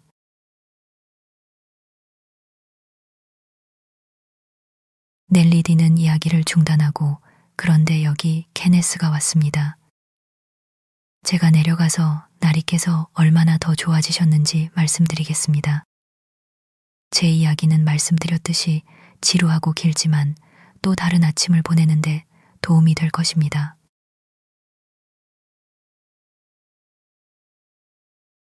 지루하고 길지만 우울해. 나는 이 착한 여인 넬리가 의사를 맞이하기 위해 내려가는 동안 생각했다. 물론 이건 내가 즐거움을 위해 선택했을 만한 종류의 이야기는 전혀 아니다. 하지만 괜찮다. 나는 딘 부인의 쓴 약초에서 유익한 약을 추출할 것이다. 그리고 먼저 나는 캐서린 히스클리프의 빛나는 눈 속에 숨어있는 매력을 조심해야겠다. 만약 내가 그 젊은 사람에게 마음을 넘겨주고 딸이 어머니와 똑같은 운명의 여인이라고 밝혀진다면 나는 기묘한 곤경에 처할 것이다.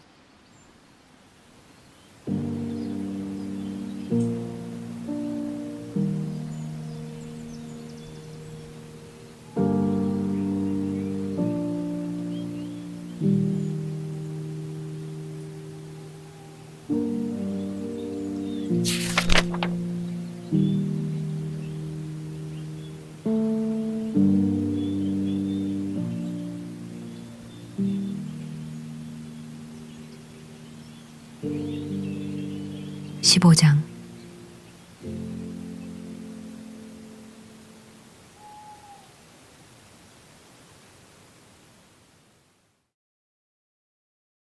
또 한 주가 지났다. 나는 건강과 봄에 그만큼 가까워졌다. 나는 이제 집사 넬리가 더 중요한 일들로 시간을 낼 수 있을 때마다 여러 차례에 걸쳐 이웃의 모든 역사를 들었다. 나는 그녀의 말을 그대로 이어가되 조금만 압축해서 계속 전하겠다. 대체로 그녀는 매우 훌륭한 이야기꾼이며 나는 그녀의 스타일을 개선할 수 없을 것 같다.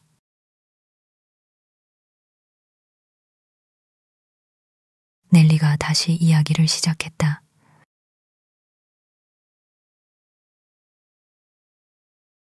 제가 황무지 농장에 다녀온 날 저녁, 저는 마치 눈으로 본 것처럼 히스클리프 씨가 그 근처에 있다는 것을 알았습니다. 저는 여전히 그의 편지를 주머니에 가지고 있었고 더 이상 위협당하거나 괴롭힘을 당하고 싶지 않아 외출을 피했습니다. 캐서린에게 편지를 전달했을 때 어떤 영향을 미칠지 짐작할 수 없었기에 주인님 에드가 이 어딘가 가실 때까지 주지 않기로 마음먹었습니다. 그 결과 편지는 사흘이 경과한 뒤에야 그녀에게 전달되었습니다. 넷째 날은 일요일이었고 저는 가족들이 교회에 간 후에 그녀의 방으로 그것을 가져갔습니다.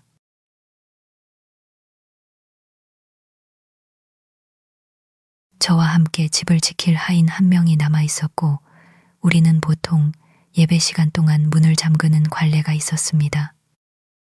그러나 그날은 날씨가 너무 따뜻하고 좋았기 때문에 저는 문들을 활짝 열어두었습니다. 그리고 제가 누가 올지 알고 있었으므로 제 약속을 이행하기 위해 동료 하인에게 부인께서 오렌지를 몹시 원하시니 마을로 달려가 몇 개 사오라고 말했고 값은 다음 날 지불하겠다고 했습니다. 그가 떠났고 저는 위층으로 올라갔습니다.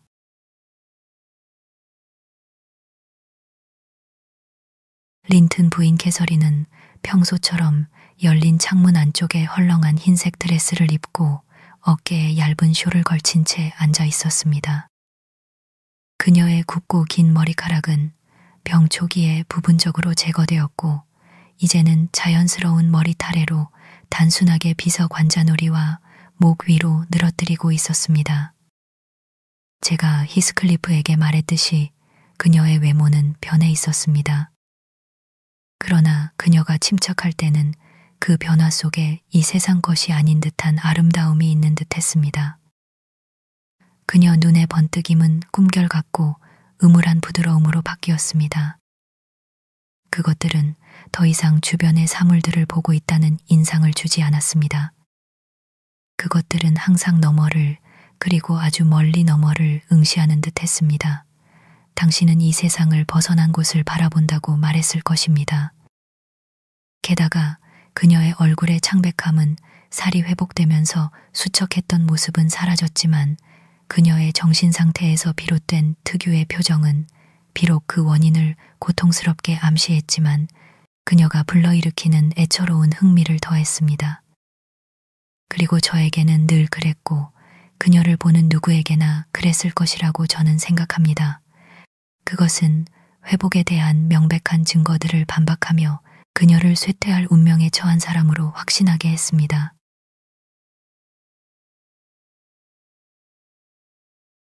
책 한 권이 그녀 앞창틀에 펼쳐져 있었고 거의 감지할 수 없는 바람이 이따금 책장을 펄럭였습니다.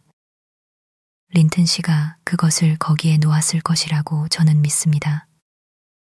왜냐하면 그녀는 독서나 어떤 종류의 활동으로도 스스로 즐거움을 찾으려 하지 않았고 그는 그녀가 이전에 즐거워했던 어떤 주제에 그녀의 관심을 끌기 위해 많은 시간을 보내곤 했기 때문입니다. 그녀는 그의 의도를 알고 있었고 기분이 좋을 때는 그의 노력을 조용히 견뎌냈습니다.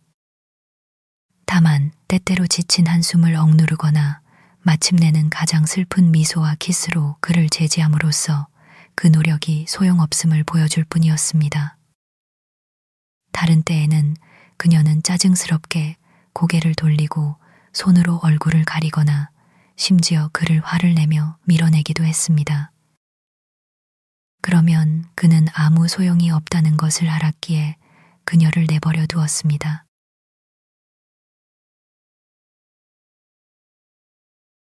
김머튼 예배당의 종소리가 여전히 울리고 있었고 골짜기에 시냇물 소리가 가득하고 부드럽게 흘러나와 귀에 편안함을 주었습니다. 그것은 나무의 잎이 무성할 때 그랜지 주변의 그 음악을 덮어버리는 아직 없는 여름 나뭇잎의 속삭임을 달콤하게 대신했습니다. 황무지 농장에서는 큰 해빙이나 꾸준한 비가 내린 후 조용한 날이면 항상 그 소리가 들려왔습니다. 캐서린은 그 소리를 들으면서 황무지 농장을 생각하고 있었습니다. 물론 그녀가 생각하거나 듣고 있다면 말입니다. 하지만 그녀는 제가 이전에 언급했던 귀나 눈으로 물질적인 것을 인식하지 못하는 모호하고 먼 곳을 보는 듯한 표정을 짓고 있었습니다. 부인, 편지 한 통이 있습니다. 저는 그녀의 무릎에 놓인 한 손에 그것을 부드럽게 넣으며 말했습니다. 답장이 필요하니 즉시 읽으셔야 합니다. 제가 봉투를 뜯을까요? 네, 그녀는 눈의 방향을 바꾸지 않고 대답했습니다. 저는 그것을 열었습니다. 매우 짧았습니다. 이제 제가 계속 말했습니다. 읽으세요. 그녀는 손을 치우고 편지를 떨어뜨렸습니다.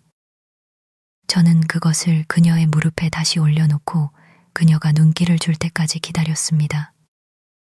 하지만 그 움직임이 너무 오래 지연되어 마침내 제가 다시 말했습니다. 제가 읽어드릴까요, 부인? 히스클리프 씨에게서 온 편지입니다.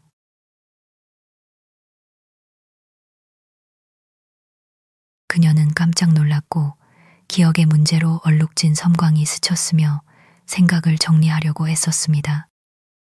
그녀는 편지를 들어서 읽는 듯 했고 서명에 이르렀을 때 한숨을 쉬었습니다. 그러나 여전히 그녀가 그 내용을 파악하지 못했음을 저는 알았습니다. 제가 그녀의 답장을 듣고 싶다고 요청하자 그녀는 그저 이름을 가리키고는 슬프고 의문 가득한 간절함으로 저를 응시했습니다. 글쎄요, 그가 당신을 보고 싶어 합니다. 저는 그녀에게 해석이 필요함을 짐작하고 말했습니다. 그는 이 시간쯤 정원에 와 있을 것이고 제가 가져갈 답장을 초조하게 기다리고 있습니다. 히스클리프의 침입과 격렬한 포옹. 제가 말하는 동안 저는 햇볕이 드는 풀밭에 누워있던 큰 개 한 마리가 짖으려는 듯 귀를 쫑긋 세웠다가 다시 귀를 내리고 꼬리를 흔들어 낯선 사람이 아닌 누군가가 다가오고 있음을 알리는 것을 보았습니다. 린튼 부인은 몸을 앞으로 숙이고 숨 막히게 귀 기울였습니다. 1분 뒤 발소리가 홀을 가로질렀습니다. 열린 집은 히스클리프가 걸어 들어오는 것을 참기에는 너무 유혹적이었습니다.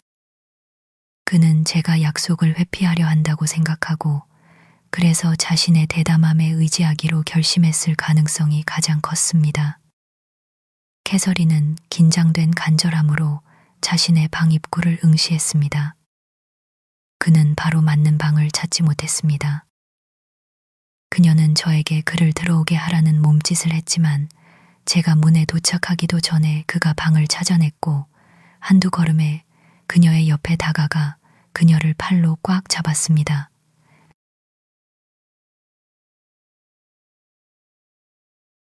그는 약 5분 동안 말도 하지 않았고 그녀를 놓아주지도 않았습니다. 그 시간 동안 그는 아마도 평생 동안 준 것보다 더 많은 키스를 퍼부었을 것입니다. 하지만 그때 제 안주인이 먼저 그에게 키스했고 저는 그가 극심한 고뇌 때문에 그녀의 얼굴을 똑바로 쳐다볼 수 없다는 것을 분명히 보았습니다.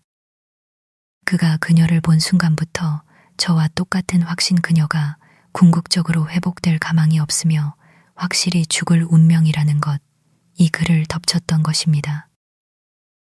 오 계시, 오 내 삶이여, 내가 이것을 어떻게 견딜 수 있을까요? 이것이 그가 절망을 숨기지 않는 어조로 내뱉은 첫 문장이었습니다. 이제 그는 그녀를 너무 간절하게 응시해서 저는 그의 시선의 강렬함 자체가 그의 눈에 눈물을 가져올 것이라고 생각했습니다. 하지만 그 눈들은 고뇌로 불타올랐지 녹지 않았습니다. 이제 와서 뭐라는 거예요? 캐서린은 뒤로 기대어 갑자기 흐려진 표정으로 그의 시선을 돌려주었습니다. 그녀의 기분은 끊임없이 변하는 변덕을 위한 단순한 풍향계에 불과했습니다. 당신과 에드가가 내 심장을 부쉈어요, 히스클리프. 그리고 당신 둘 다 마치 당신들이 불쌍한 사람인 것처럼 와서 그 행위를 나에게 한탄하는군요. 나는 당신들을 불쌍히 여기지 않을 거예요, 절대. 당신이 나를 죽였어요. 그리고 당신은 그것으로 번성했다고 생각해요. 당신은 얼마나 강한가요? 내가 사라진 후에 몇 년이나 더 살 작정이에요? 히스클리프는 그녀를 안기 위해 한쪽 무릎을 꿇고 있었습니다. 그는 일어나려고 했지만 그녀가 그의 머리카락을 붙잡고 그를 계속 아래로 눌렀습니다. 내가 당신을 붙잡고 있을 수 있다면 좋겠어요.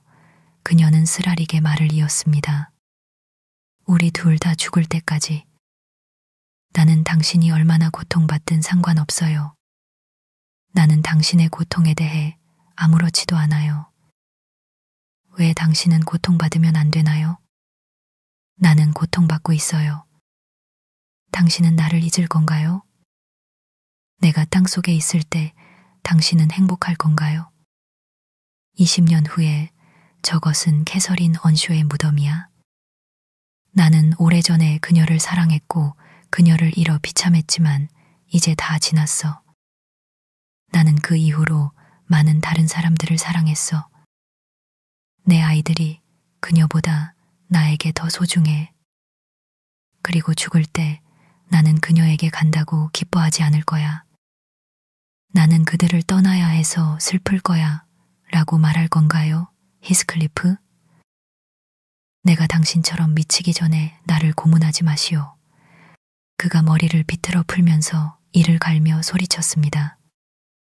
냉정한 관찰자에게 이 두 사람은 이상하고 무서운 그림을 만들었습니다.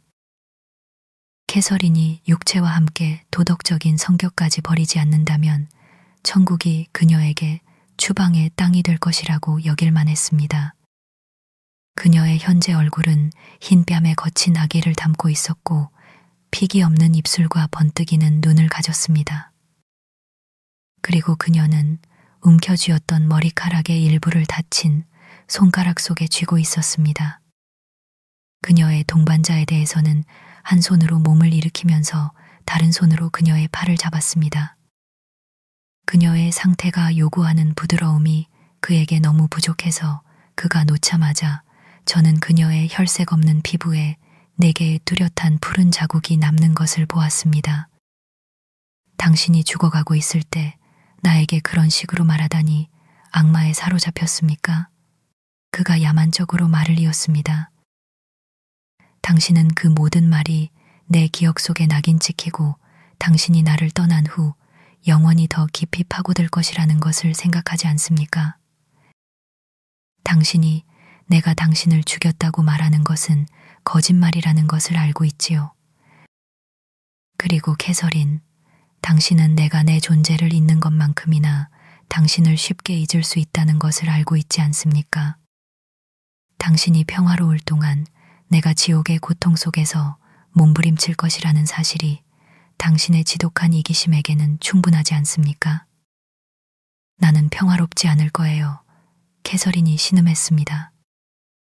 극도의 동요로 인해 눈에 보이고 들릴 정도로 뛰는 그녀의 심장의 격렬하고 불규칙한 박동 때문에 육체적인 약함을 다시 느꼈습니다. 그녀는 그 발작이 끝날 때까지 더 이상 아무 말도 하지 않았습니다. 그러더니 그녀는 더 친절하게 말을 이었습니다. 나는 당신이 내가 가진 것보다 더 큰 고통을 겪기를 바라지 않아요, 히스클리프. 나는 단지 우리가 결코 헤어지지 않기를 바랄 뿐이에요.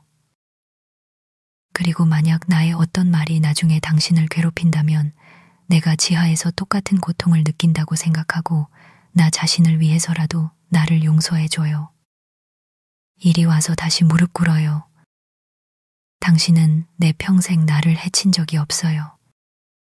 아니, 당신이 분노를 품는다면 그것은 나의 혹독한 말보다 기억하기에 더 나쁠 거예요.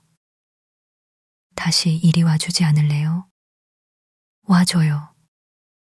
히스클리프는 그녀의 의자 뒤로 가서 몸을 숙였지만 감정으로 창백해진 그의 얼굴을 그녀가 볼 수 있을 만큼 숙이지는 않았습니다. 그녀는 그를 보려고 몸을 돌렸지만 그는 그것을 허락하지 않았습니다. 그는 갑자기 돌아서서 벽난로로 걸어갔고 우리에게 등을 돌린 채 침묵 속에 서 있었습니다. 린튼 부인의 시선은 의심스럽게 그를 따랐습니다. 그의 모든 움직임은 그녀 안에서 새로운 감정을 불러일으켰습니다. 잠시 멈추고 오랫동안 응시한 후 그녀는 다시 말을 시작했습니다. 분노와 실망의 어조로 저에게 말했습니다. 오, 당신도 봐요, 넬리. 그는 내가 무덤에 들어가지 않도록 잠시도 마음을 누그러뜨리지 않을 거예요. 이것이 내가 사랑받는 방식이에요. 글쎄, 상관없어요. 저건 나의 히스클리프가 아니에요. 나는 내 히스클리프를 여전히 사랑할 것이고 그를 나와 함께 데려갈 거예요. 그는 내 영혼 속에 있어요. 그리고 그녀는 생각에 잠겨 덧붙였습니다. 나를 가장 짜증나게 하는 것은 결국 이 부서진 감옥 육체이에요.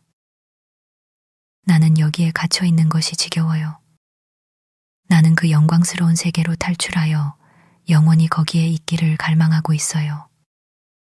눈물을 통해 희미하게 보거나 아픈 심장의 벽을 통해 간절히 바라는 것이 아니라 정말로 그것과 함께 그 안에 있기를. 넬리, 당신은 당신이 나보다 낫고 더 운이 좋다고 생각하겠죠. 완벽한 건강과 힘이 있으니 당신은 나를 안타깝게 여기겠죠. 아주 곧 그것은 바뀔 거예요. 내가 당신을 안타깝게 여길 거예요. 나는 당신들 모두보다 비교할 수 없을 정도로 훨씬 위에 있을 거예요. 나는 왜 그가 내 곁에 오지 않는지 모르겠어요. 그녀는 혼잣말을 계속했습니다. 나는 그가 원한다고 생각했어요. 히스클리프, 자기야. 당신은 지금 뚱에 있으면 안 돼요. 이리 와줘요, 히스클리프. 그녀는 간절함에 일어나 의자의 팔걸이에 기대어 몸을 지탱했습니다. 그 간절한 호소에 그는 그녀에게로 몸을 돌렸는데 완전히 절망한 표정이었습니다. 그의 눈은 커지고 젖었지만 마침내 그녀에게 맹렬하게 번뜩였습니다. 그의 가슴은 경련적으로 들썩였습니다. 그들은 잠시 떨어져 있었고 그들이 어떻게 만났는지 저는 거의 보지 못했지만 캐서린은 뛰어올랐고 그가 그녀를 붙잡았으며 그들은 포옹 속에 갇혔는데 저는 제 안주인이 그 포옹에서 살아남아 풀려나지 못할 것이라고 생각했습니다. 실제로 제 눈에는 그녀가 즉시 의식을 잃은 것처럼 보였습니다. 그는 가장 가까운 자리에 몸을 던졌고 그녀가 기절했는지 확인하기 위해 제가 서둘러 다가가자 그는 저에게 이를 갈고 미친 개처럼 거품을 물었으며 탐욕스러운 질투심으로 그녀를 자신에게 끌어안았습니다. 저는 제가 같은 종족의 생명체와 함께 있다는 느낌을 받지 못했습니다. 제가 말을 해도 그는 이해하지 못할 것 같았습니다. 그래서 저는 물러서서 매우 당황한 채 침묵했습니다.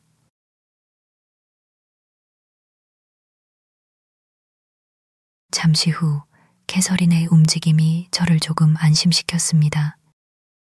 그녀는 손을 들어 그의 목을 감싸고 그가 안고 있는 동안 뺨을 그의 뺨에 가져다 댔습니다.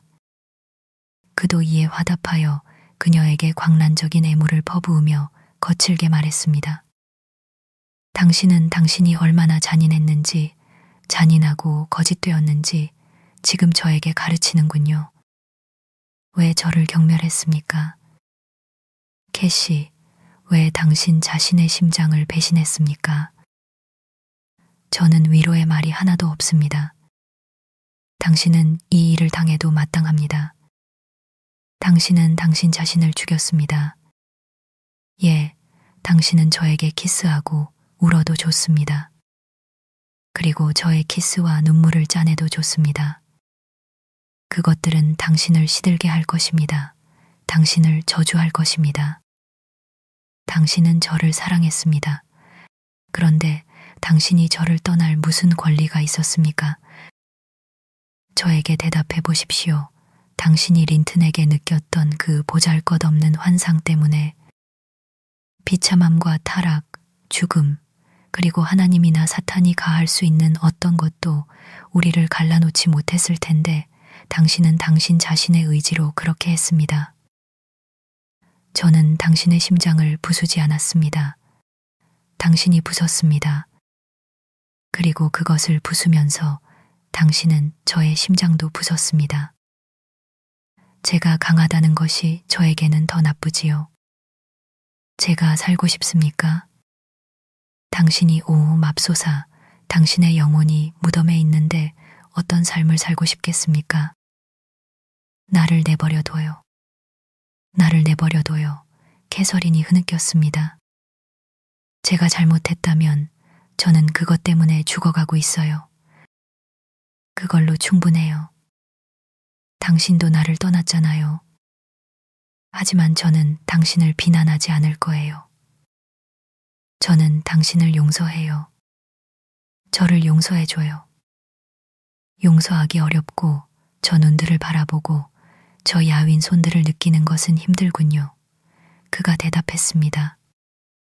다시 키스해줘요. 그리고 저에게 당신 눈을 보여주지 마요. 당신이 저에게 한 일은 용서합니다. 저는 저의 살인자 당신을 사랑합니다. 하지만 당신의 살인자 에드가는 제가 어떻게 용서할 수 있겠습니까? 그들은 침묵했습니다. 서로에게 얼굴을 숨기고 서로의 눈물로 씻겨졌습니다. 적어도 이와 같은 엄청난 순간에는 히스클리프도 울 수 있는 것처럼 보였기에 저는 양쪽 모두 울고 있었다고 추측합니다.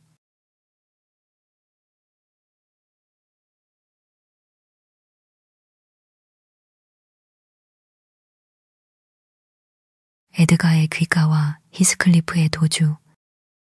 그동안 저는 매우 불편해졌습니다. 오후는 빠르게 지나갔고 제가 심부름 보냈던 하인이 돌아왔으며 서쪽 태양이 계곡 위로 비추는 것을 통해 김머튼 예배당 현관 밖에 사람들이 모여드는 것을 분간할 수 있었습니다. 예배가 끝났습니다. 제가 알렸습니다. 주인님께서 30분 안에 오실 것입니다. 히스클리프는 저주를 신음하며 캐서린을 더 세게 끌어안았습니다. 그녀는 움직이지 않았습니다.